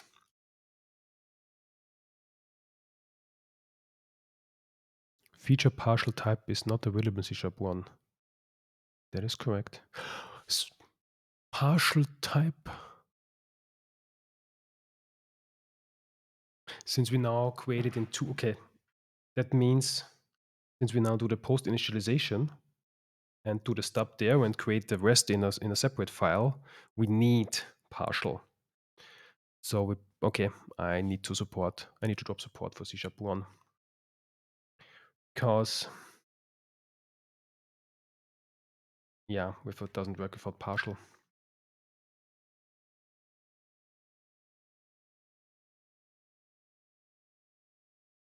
Well, partial type is not available in C#1, but partial methods. But I do need a partial type to have partial methods, do I? Yeah.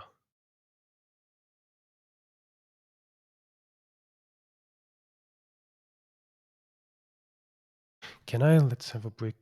No, I can't. Can I do? If I have, is it the entire partial feature? Let's see. How do we briefly test this?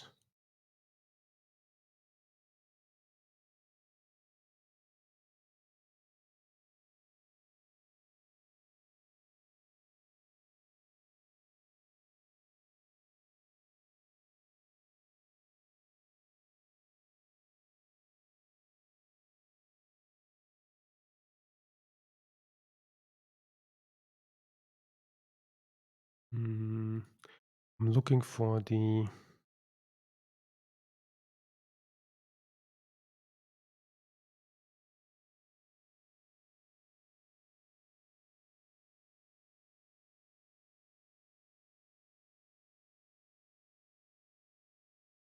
Let's just create a new.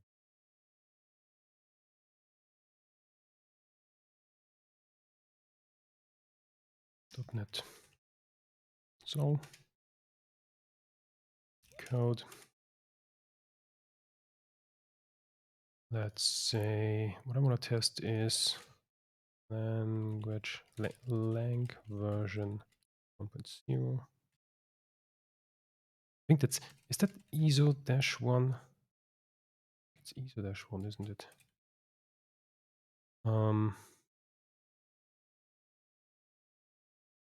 Talisha.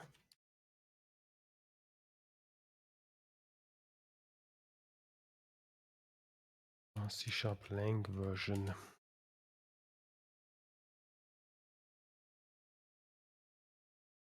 Well, who is still using C#1? I could totally drop it, but I want to be stubborn just for a bit. One does work as well. Okay. So this all doesn't work. If I would be trying to namespace mine static void main string args.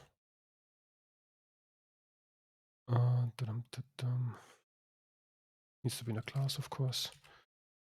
Public or just static class program. Static types don't exist in C#1. Can we have another program? So we can't. Can we actually have a partial method? Should not work. Internal string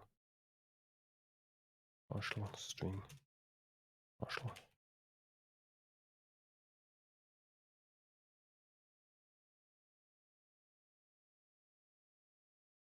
Yeah, partial. Okay, it's not. Yeah, a partial method doesn't make sense without a partial type because we can only put a partial method in a partial type. Okay, please use language version 3 or greater. So yeah, we need to drop support for C#1.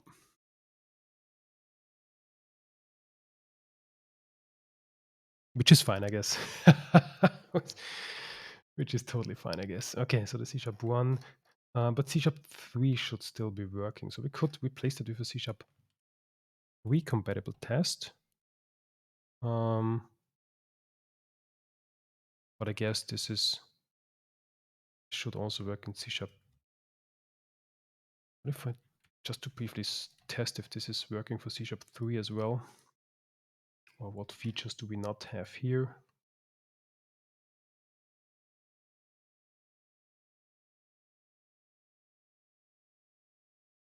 It runs. Excellent. Then, okay, let's drop C#1.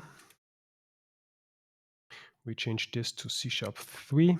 This is the lowest version that we support. Oh no, verify async. Ooh, I changed the wrong. Did I change the wrong? Let's see if it actually works.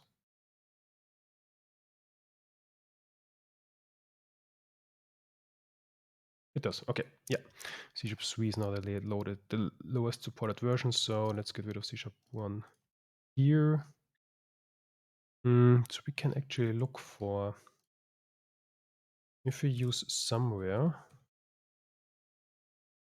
the identifier C#1. Let's have all of these.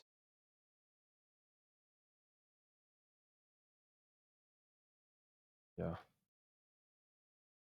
This. Also, friendly name. That's a different generator. Oops. Almost built the wrong thing. Friendly name generator is a different generator. Source exception. Okay. This should be okay. All the C#1s are gone. Do we have a C#2 somewhere still? That's the enum info generator. Okay. So we don't need to care about is greater than sharp 2. Yeah, we don't need to be supporting that anymore because we at least have C#3 as static classes.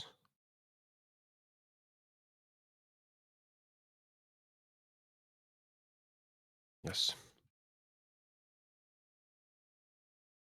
Well, I guess we could also change it differently, that we basically do it with an attribute and then generate it anywhere where the user wants, like with, I wanna, no, let's not change it all too drastically. Get all the C#2s, we are pass options extension, friendly name. Here is still something in the test setup. Okay, if, yeah, we won't be needing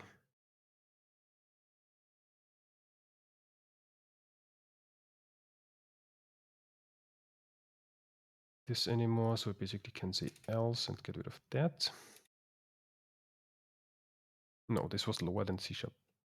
It is greater than or equal to. Okay. Yes. Get rid of that. What else do we have?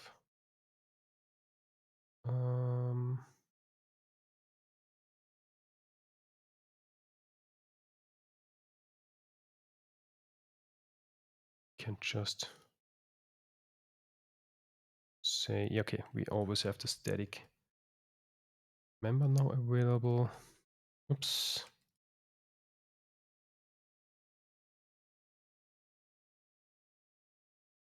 Yes, this can inline it now. Should make it more readable.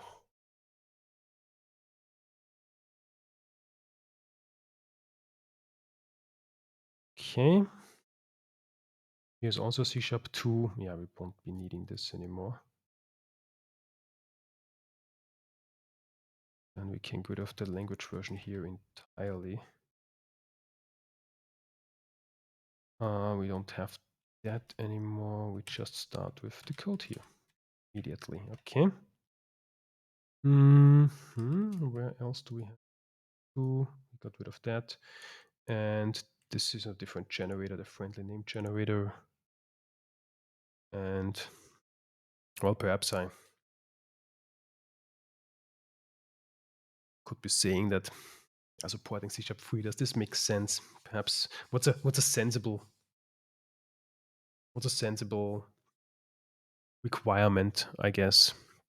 C# 7.3, because that's a default of .NET Standard 2.0 to be most compatible without supporting like crazy versions. Yeah. Okay. In a later change, possibly off stream, most likely off stream, I will change the required version to 7.3 and drop everything else. This to get rid of a lot of code which barely adds any value at all. Okay, yes, let's have a look at the tests. This is actually now, yeah, the configuration is not needed. We just have insert the code here, so this can actually go entirely. Let's refactor this later. Let's first get it running.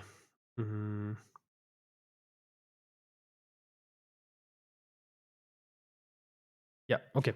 We get rid of some code. Has namespace alias qualifier. That's a global thing. We won't be needing this anymore. Yeah, because we always have global. So we can get rid of that and just make the else here. So was there a difference? Okay. Then we close the brace. Yeah, we can't have only this anymore. We always have global, so we can get rid of.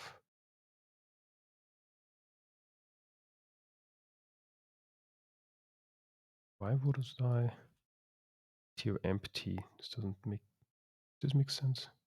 Oh no, I pasted it from there. I cut something here. There was something, but I cut it. Yeah, but we won't be needing this. So else, okay. We don't have this anymore, so we basically can only do, yeah, symbol 2. Let's get rid of that. This makes sense to inline. We use it twice. Perhaps we, no. One more error. Has static classes. We can get rid of that. And can always write this line because we don't support C# 2 anymore. Or C# 1, we always have a static class. Okay, and if we don't use static classes, we just get rid of this entirely. And let's run the tests. I reckon there may now be some indentation spacing issues. There is some more. Global is gone. Use global, fully qualified name.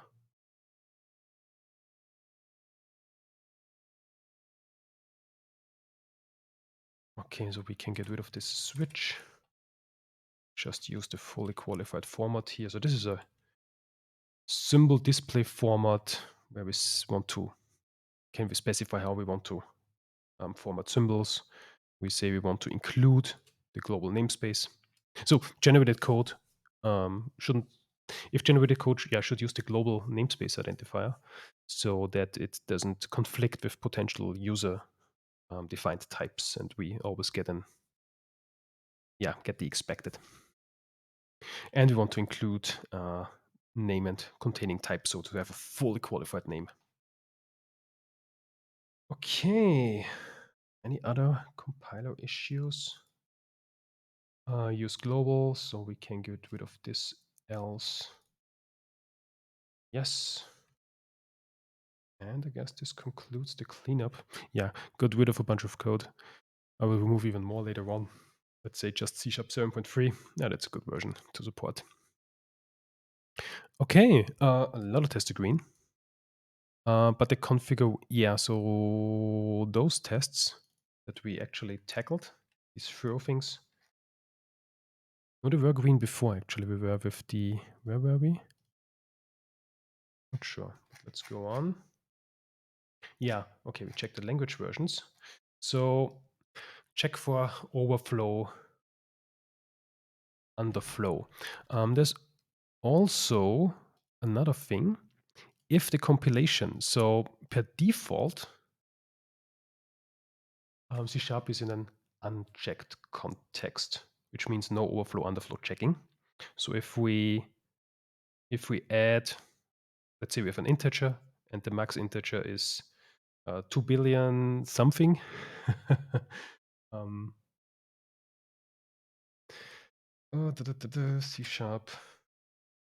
numeric types.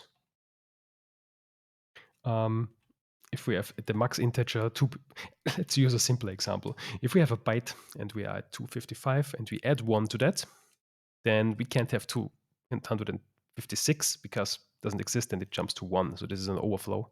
By default, there is no overflow checking. unless we put it into a checked context. So we can write checked, and then it would actually throw an overflow exception. But this could also be set project-wide via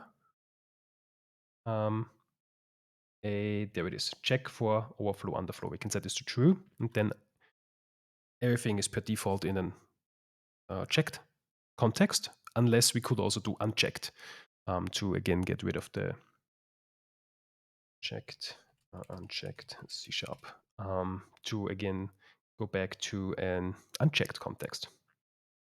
So this is like, we can say, yeah, we can say checked.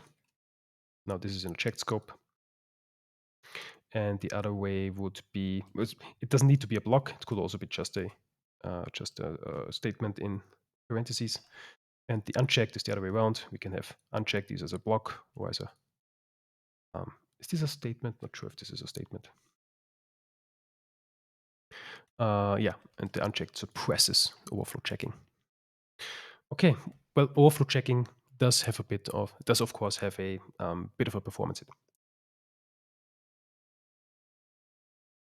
And because if we have, in the case we are using this one setting which throws an exception, when we enable this and we want to throw an exception, we use the invalid enum argument exception. And the invalid enum argument exception takes an integer.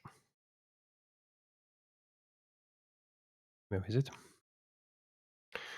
Constructor.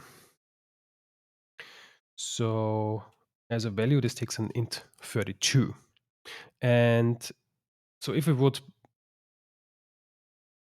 we could cast that down to a, so if we have, for example, an enum which is not of int 32 but something bigger like an int 64, we need to cast it down to an integer. But then we may lose precision. So we may do, if it is higher than 2 billion something, then we could have an overflow. And this is another option. Now, if the, so that it doesn't throw, so that when we create the invalid enum argument exception, so that it doesn't throw an overflow exception if it is enabled, then we put it into an unchecked context. So let's have a look where this is. Invalid enum argument exception. This should be somewhere.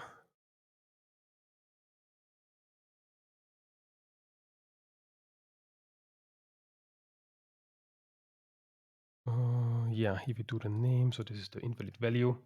So we see that if the compilation has overflow checking enabled, and if the type is not implicitly convertible to int 32, which is everything which is larger than an int 32. So if it is an unsigned int 32 or an int 64, an unsigned int 64, they could be larger than the 2 billion something, or in the other direction, negative 2 billion something, which could be unrepresentable in an integer. And all the other types, they are representable as an integer. So in that case, we then put this into an unchecked context in order to avoid throwing an overflow exception, but to actually, is it, I think, arithmetic overflow exception, but actually have the invalid enum argument exception, where the value then may be wrong if we have a crazy enum which has more than 2 billion something as an underlying value, or negative 2 billion something. But yeah, to actually have this exception and not a checked exception then here when we cast to an integer if the assembly has overflow checking enabled.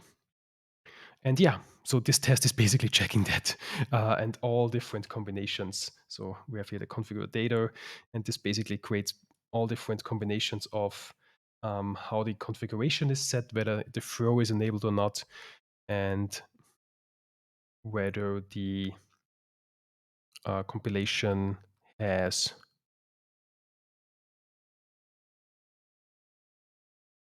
checking enabled. Where do I do that?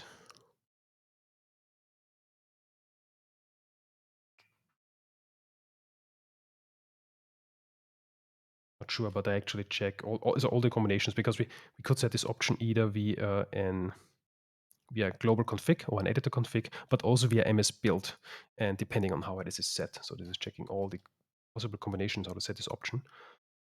And yeah, so what's wrong with the test? I just pick any random thing.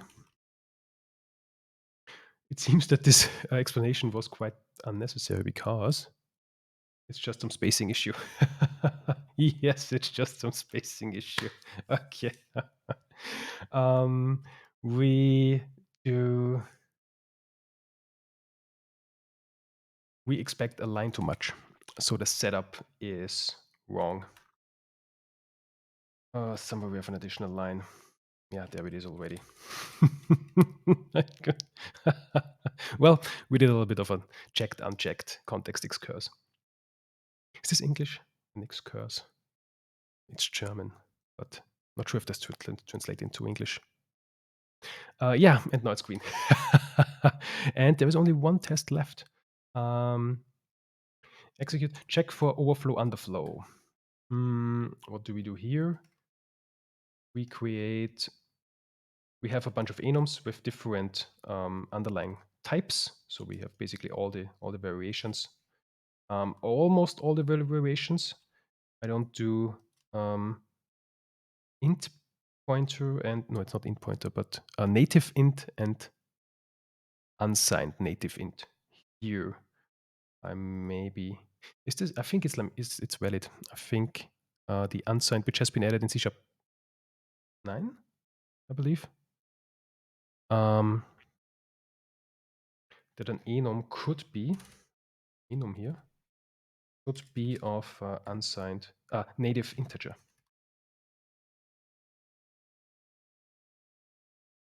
No, it's not allowed. No, an enum cannot be a native int. It must be known at compiled. The size of an enum must be known at compile time. Okay. Did I read the error message correctly? Yes. So only the compile time variants of the known type, fixed size types are allowed. For example, big integer is also not allowed, because big integer could have any size. Not sure if there is actually a limit somewhere, I guess, from a memory point of view, but there is no limit from a data structure point of view. So this is also not allowed as an underlying type of an enum. Okay, and in this step, so we have all the variations, and we do test if we then use that correctly. Okay, I reckon this is again some spacing issue. Yeah, there we go. So because, yeah, there it is. Gone off that line, and this may turn every test green now. No, not yet. There is, okay. Tabs, tap. Also, tap. And also, oops. Tap. Are they turning green now? Should.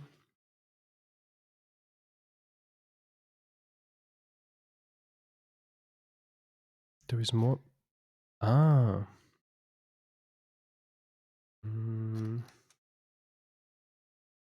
We have more. Let's just format this as text.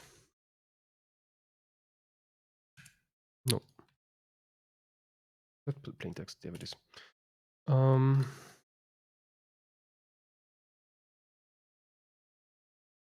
Some more indentation issues. Now we have removed. Okay. Okay, so it's only the first. How do we do that best? The first doesn't, but the subsequent do. Maybe.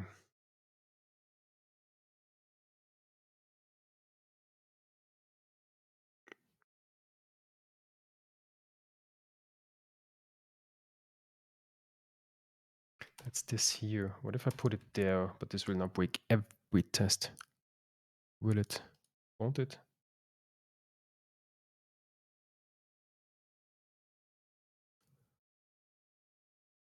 Mr. Brief way how we can fix these. Oh, because they start here now. Okay, if we, yeah, we could like do this. Okay, I'm basically rewording what I changed earlier now. Oh no, that's the tabbing. Never mind.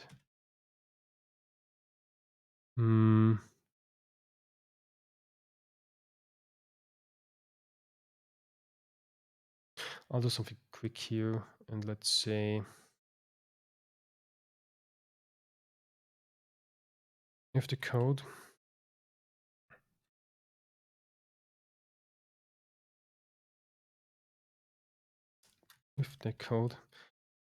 starts with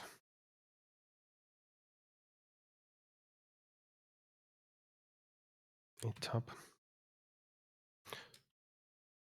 starts with 2 tabs, then I think this now wants a then we just use the code, otherwise we hold on, how does this work? We are already in a, otherwise we add 2 tabs, and now I need to put this in parentheses. Okay, perhaps I find later on a more cleaner solution, but this should do the trick for now. Not exactly, because now we have here a new line. We add an additional new line, but it's not expected. It's not expected.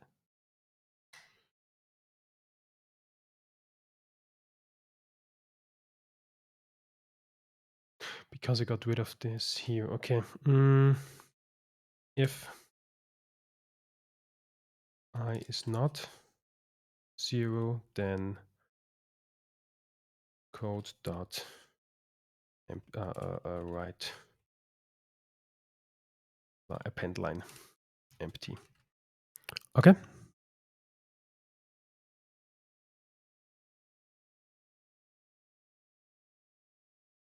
Yes, and this turns now everything green. And let's run the entire suite of tests. Yes.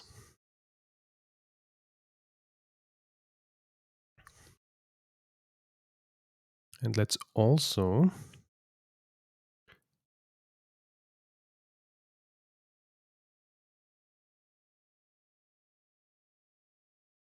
all tests are green.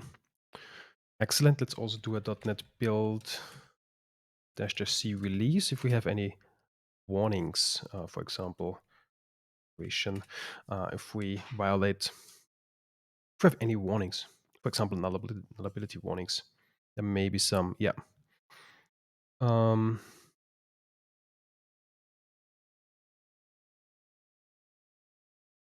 Okay, this is an example. But where is in the starts with requires a string comparison dot invariant overload usage. Okay. And what else? Okay, this is in the example.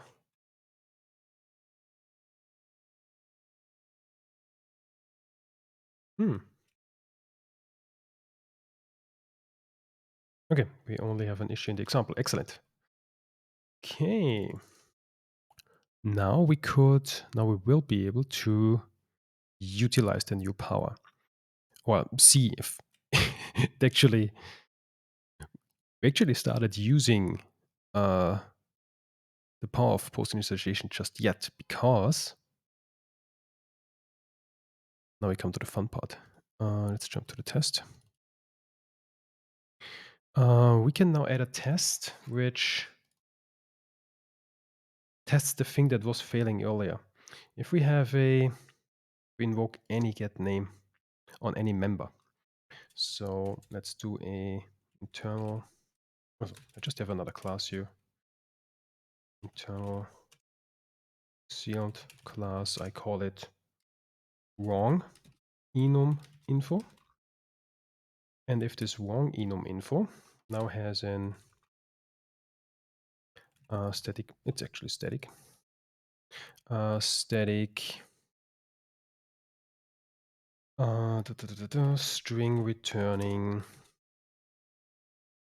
get name with enum value. Will new not implement not implemented exception. Okay, and when we use the wrong enum, this should also not wrong enum dot get name should also not try to generate something.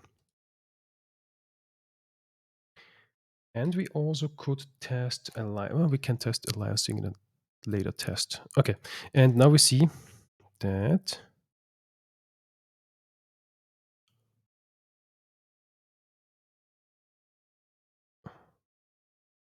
expected diagnostic cannot convert from int to system enum. Yes. Okay, then let's call it with.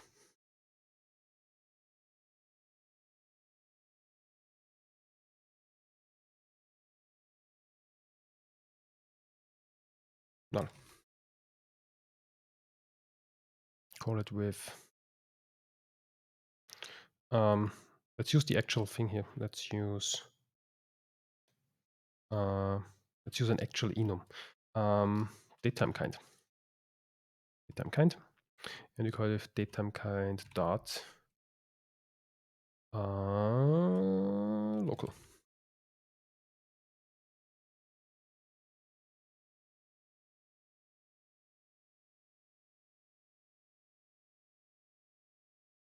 Yes, now we have the expected error. So we expect two files. There shouldn't be anything generated, but our generator now generates something. And now we can use the checking in order to prevent that. Do a brief break. I'm on a 1 here. No. No, perhaps we should. Let's do 5 minutes break. And then in the last 25 minutes after the session, then we will finally utilize the power of post-initialization.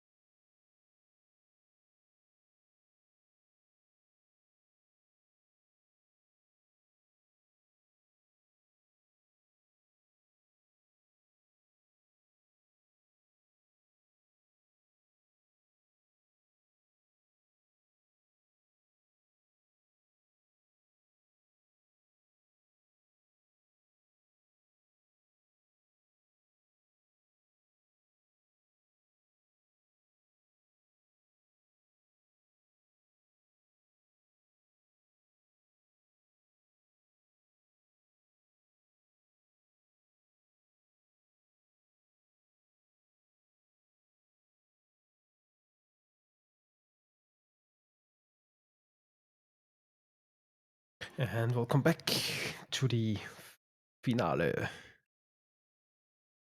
Yeah, let's disable this, that it only works with our type and nothing else. Which means we are going to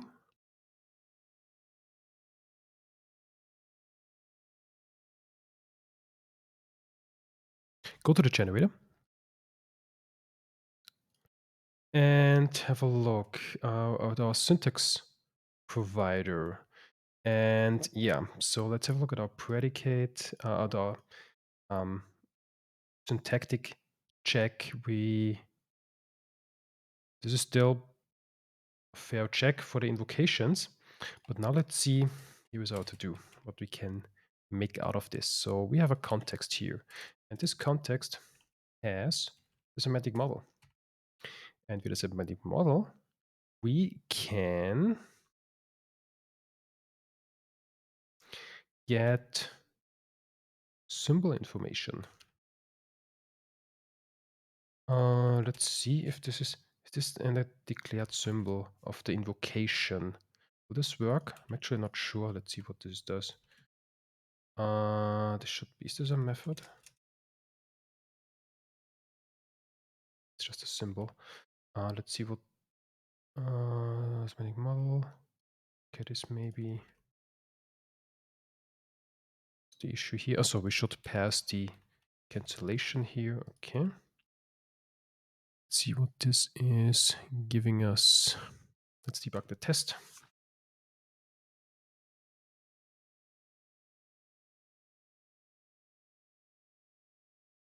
And we have here, oh, okay, no, this does not work. Okay, because it's an invocation. Can we get, we need,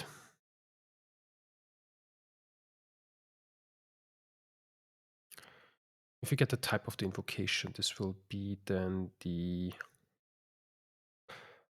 how can we get the member that this invocation is on?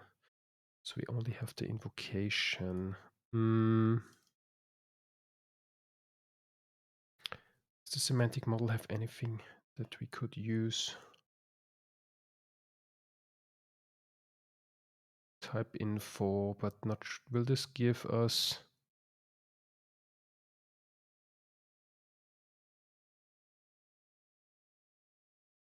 About the syntax node, this won't give us where. Now let's see what this does.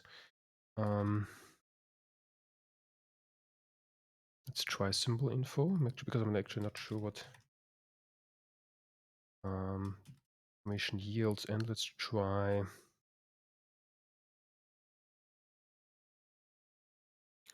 type info.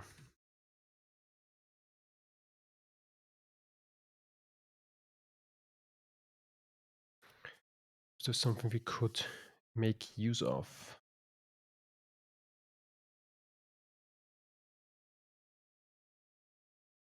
What symbol info will we get? We get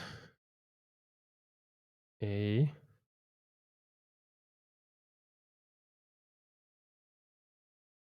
method symbol. That sounds very promising. And what's the type here? We have the string. Okay, so that's the return type.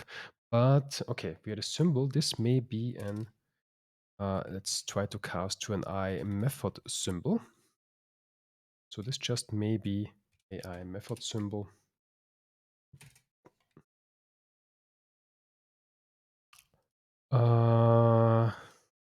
And if it, oh no, cannot convert. It says, also symbol info, yeah, symbol info dot symbol. And if it is, so if it's not, then this shouldn't happen, but just in case, if this is null, let's return null. This would now make this nullable. And now the caller will create a warning. So let's filter here where static, this is an invocation, location is not null. And let's ignore the warning because we filter here, but the language, the compiler does not understand yet to convert, if we do a null check here, to convert the returning type also into a nullable because there is no annotation on it. Perhaps this will be fixed in a later version of C#. And let's jump back here. Okay.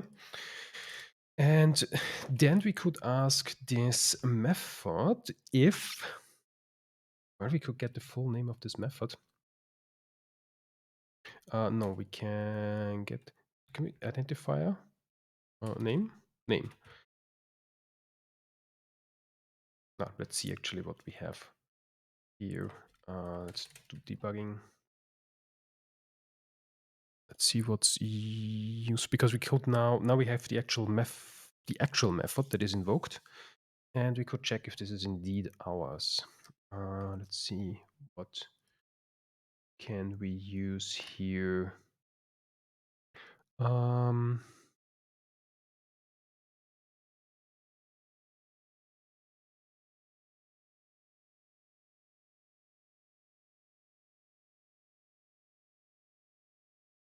We have the containing type. Would the containing type be actually good? We could check if the containing type is the one that we need. Perhaps a name check is.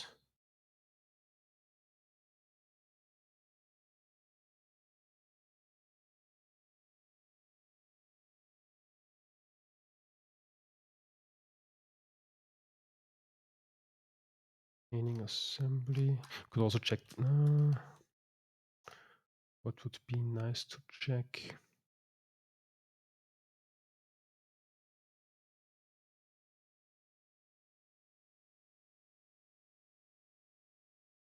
We could check the containing.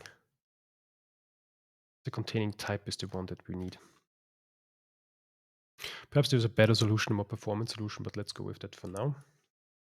So this method is containing the type. And if this containing type is, this is a symbol, isn't it? Containing type is a symbol. So we need the symbol equality comparer. And we check if this is ours. How do we get ours? We can ask the semantic model compilation and can get a type by the metadata name. And the type we're searching for that we are creating with a post initialization step is this one. So it's f0.generated.enuminfo. Enuminfo, this is the type we are looking for. Bar enuminfo type. This could be that it's not found, but we can compare this here. And if we do find it, oops, if format, if this equals, then we can return the invocation. Otherwise, perhaps let's do it like if it is not turn null, so we could listen to one method is null, or if it is not the method or the type we are looking for. And this could potentially already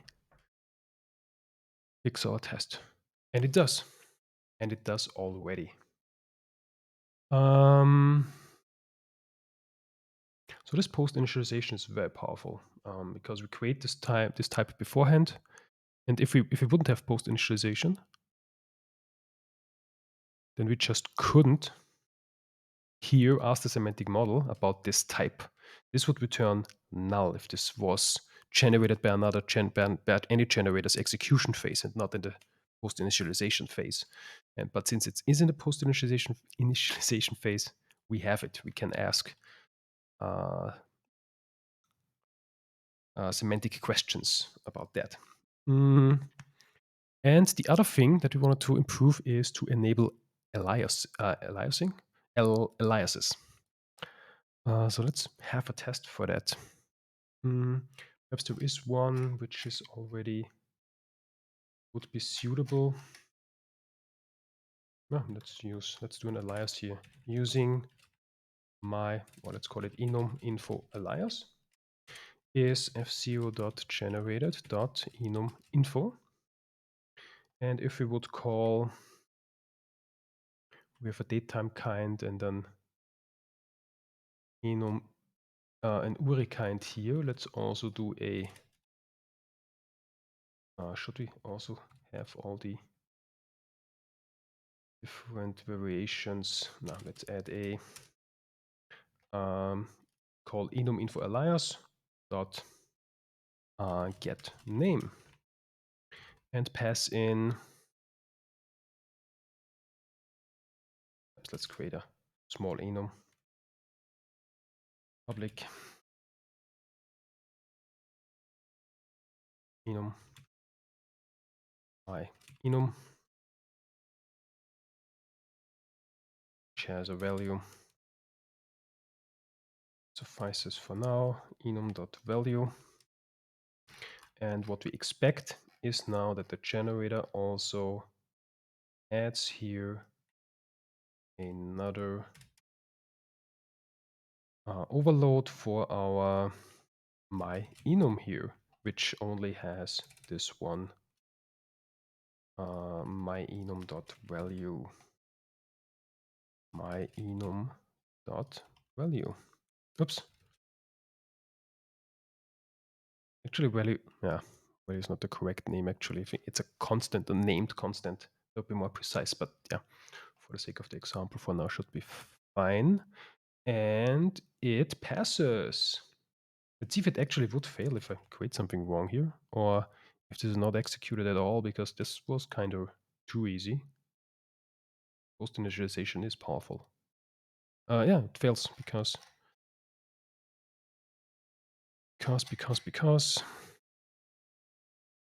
yeah, there's an underscore. Unexpected. Excellent, this works. And what also could we check? Static usings. Let's try static usings. If we go to, let's do this here as well. Perhaps should have a specific test for that. Getting way too big. Let me copy that, revert what I just did.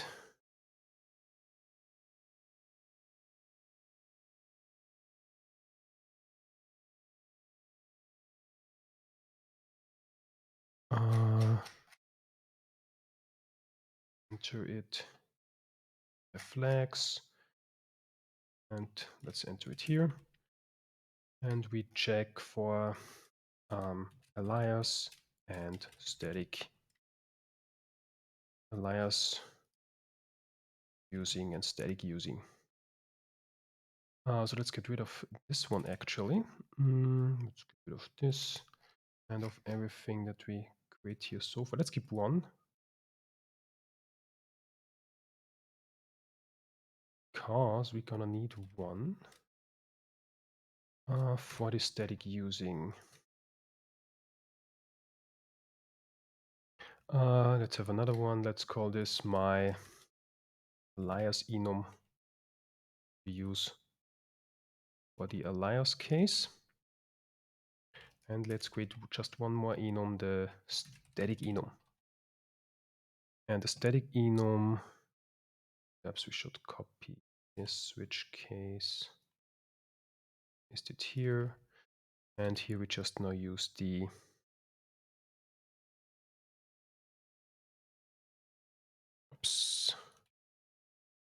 static enum. And it looks very much the same. Okay, so we expect to create the alias enum and the static enum, and the static enum we will be using just like this. So we can now just write get name here. This wasn't possible before because it's just a call on where is the type where this method is on.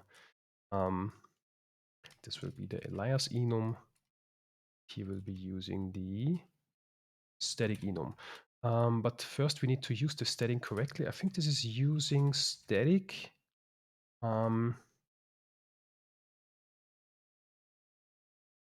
Equals, and then the notice without the equals. I'm not sure about the syntax. Let me briefly check this. C# static using. Oops, I'm just using.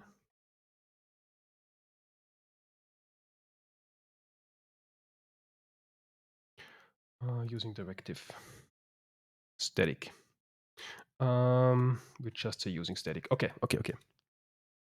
Enum info. That's it. Is it? Yes. Cool. This may just turn green.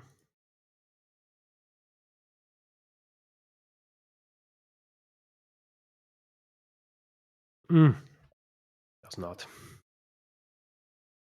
Because the static one does not get generated. Okay, the static using doesn't work. It doesn't really find the type. Let's debug. Actually, okay, perhaps static thing is working differently.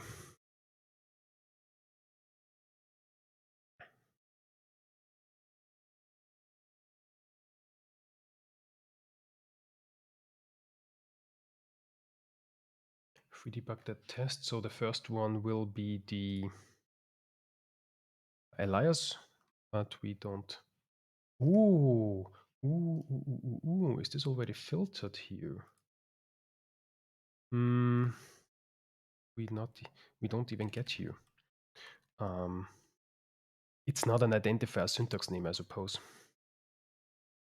No, it's not a member access expression. It's something else. So let's see what it is. Syntax node is, I just want a breakpoint here. This will be my invocation. And let's have a look at how does we just call a method, which is not on a type. Isn't this also an invocation? Yeah, but the expression is something else.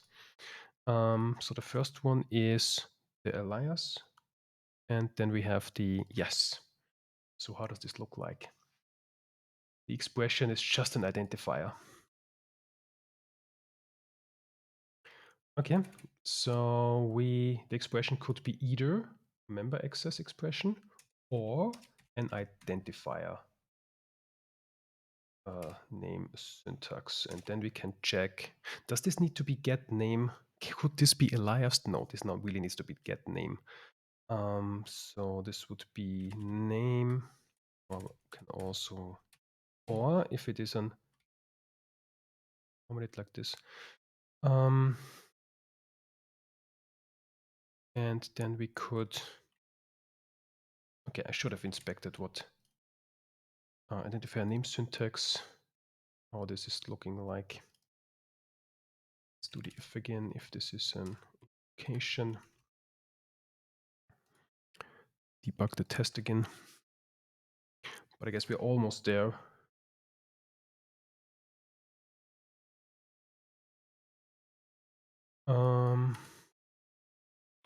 So we have a, oh no, that's the alias, yes. Step over. And here we now have the, okay, there's an identifier name syntax, and the identifier name syntax has an identifier. This is our token. Cool. Okay, identifier name syntax, and this is an identifier, and this identifier should be the value text of this should be, yeah, we have the static, the method name. This must be get name.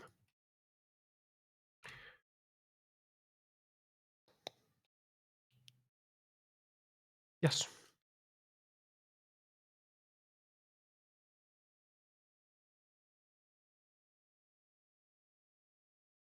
This could work.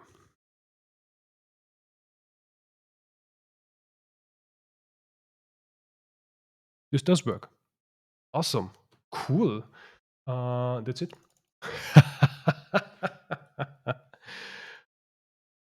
Great. Now, I want to also see this in action, but I'm afraid I need to restart Visual Studio because we changed the generator. So let's do a .NET build outside of Visual Studio here. Oh, we have a yeah, this is okay. But this is warnings generated by the generator. Should be fine. Let's start Visual Studio again.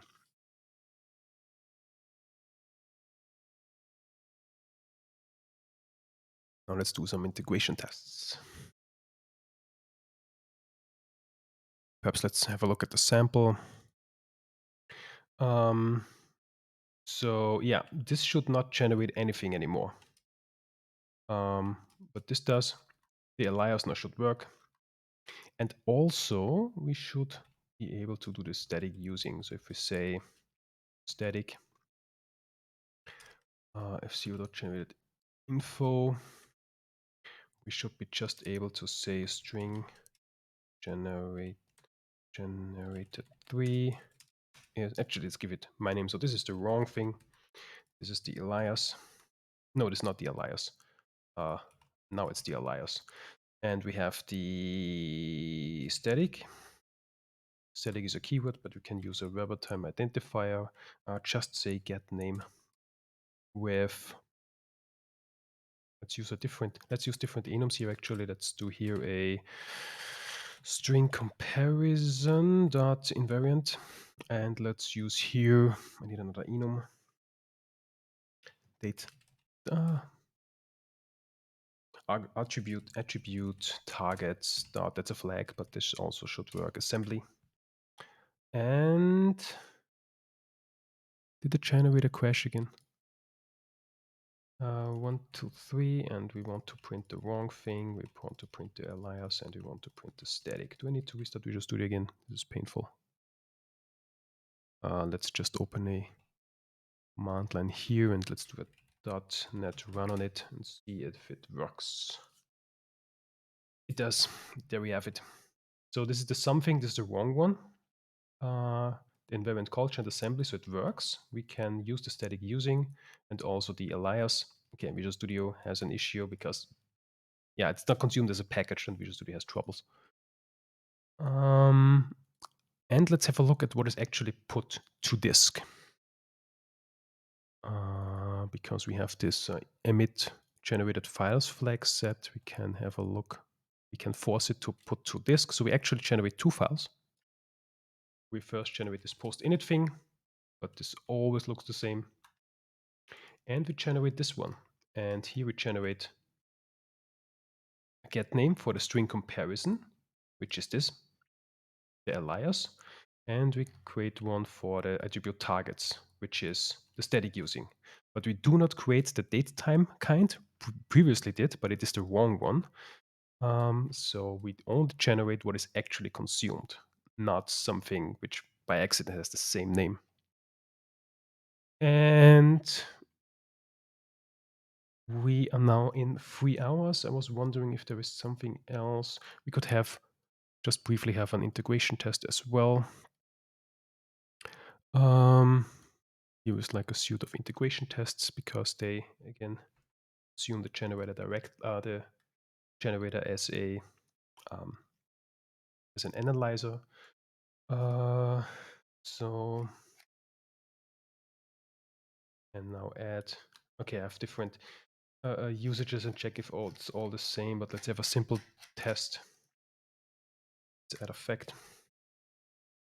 Public void get name alias.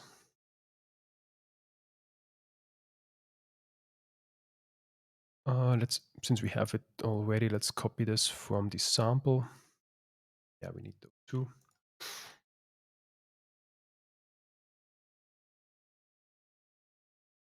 I have my alias and the globe and the static using. So we can say string name equals enum info. Yeah, my alias actually. My alias.getName,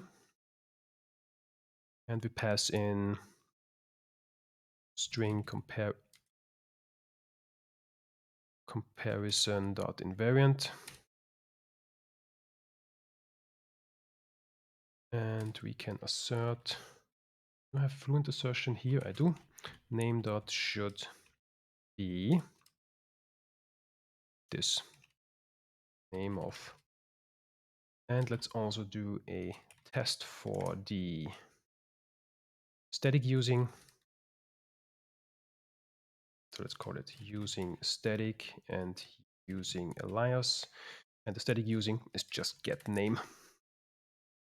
Let's do something else here. Let's use the datetime format, datetime kind dot UTC. And this should of course be time current UTC. And let's run everything. .NET test on the entire solution.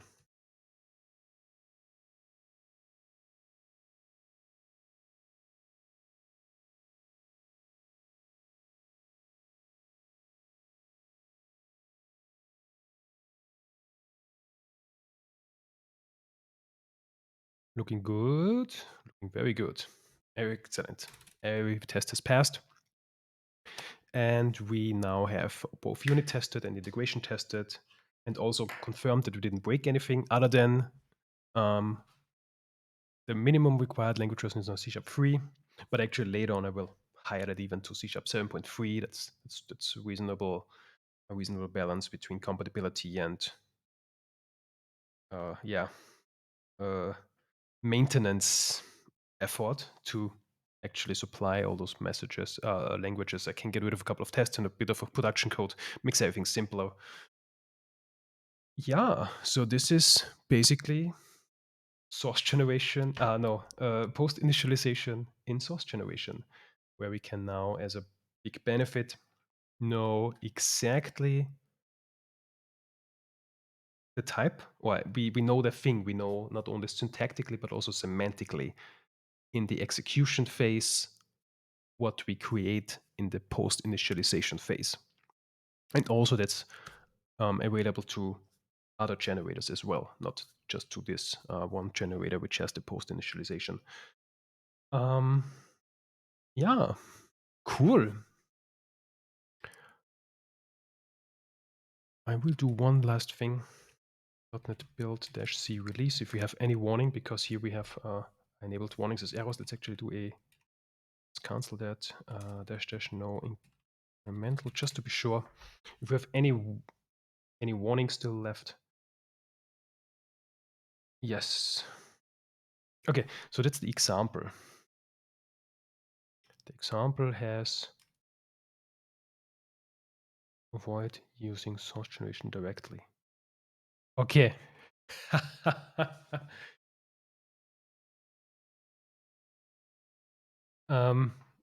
This analyzer is actually triggering on a generated file. So in the post init.g.cs, I'm actually using this, but it shouldn't trigger on a generated file. That surprises me. Okay, I will. So basically, the generated code. No, it's not in the warning is not in the user code, but in the generated code. When we go to I can't because Studio doesn't let me. But if we have a look at this generated code here in this post initialization, this complains about that because I have analysis that this shouldn't be used by any user code, but it seems to also find this. It shouldn't find because it's generated. I need to find out how to suppress this. What I still want to have the warning because this exception. This shouldn't be used by any user code. The source generator should throw this if something went wrong, if something wrong is generated. So this should actually never happen. This is basically a bit of a safety net to have some specific exception in case something goes wrong, something unexpected goes wrong. which then will result in a bug fix. This is definitely something which can be bug fixed. It's an issue of the generator. Um, but this shouldn't be, it's supposed to be used by generated files, not by um, not by user code. But I will have a look at this later on. And yes, let's jump to the discussion. This is post-initialization in source generation, and I still can't pronounce initialization uh, correctly. I had last stream also some troubles. Initialization, post-initialization in source generation. I will practice this. Cool. So we had a look at what this post-initialization phase is. We learned that this post-initialization phase has basically nothing. It only has a cancellation token and the methods to add sources to the compilation, which is then part of the execute phase of all the other generators.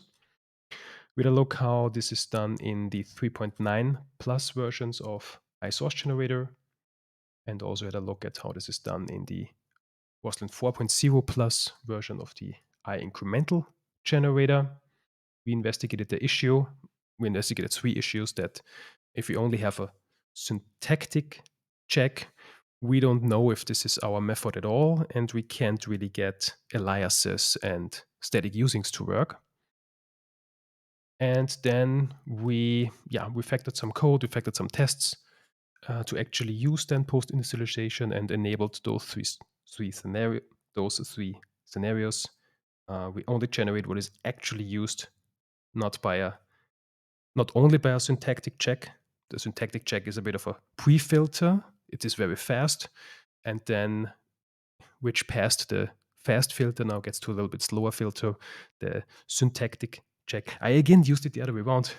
So the syntactic check is the fast one, and everything which is passing the syntactic check then is more forwardly checked by the semantic check. So we only generate what we really actually invoke. We can use aliases and we can use static usings. Cool. I will later on at the end of the day post in all the resources that we had a look at. And the next stream will be in 2 weeks, again at 12 o'clock UTC. And we will have a look again at source generators because I loved it. I love this topic very much. And I'm also using this as a bit of a preparation for the NDC London, where we'll also talk about source generators. And also in my company, I will soon do a source generator talk. Perhaps we can use them to avoid some tedious code and improve our performance by avoiding reflection. And yeah, so I think most likely we will do part 2 of follow-up of the last episode, chapter 2 of faster enum variants. Not sure which method we will take. Last time so the get name was already existing. We had a look at the isDefined and enum.isDefined. Next time we have another look at some enum info, at some enum method, and try to make it faster with source generator. And this is it for today. I thank you very much for staying a while and listening, either for live or perhaps later on the recording. I now have opened my YouTube channel, and I will each and every day, or every other day, I will add the previously made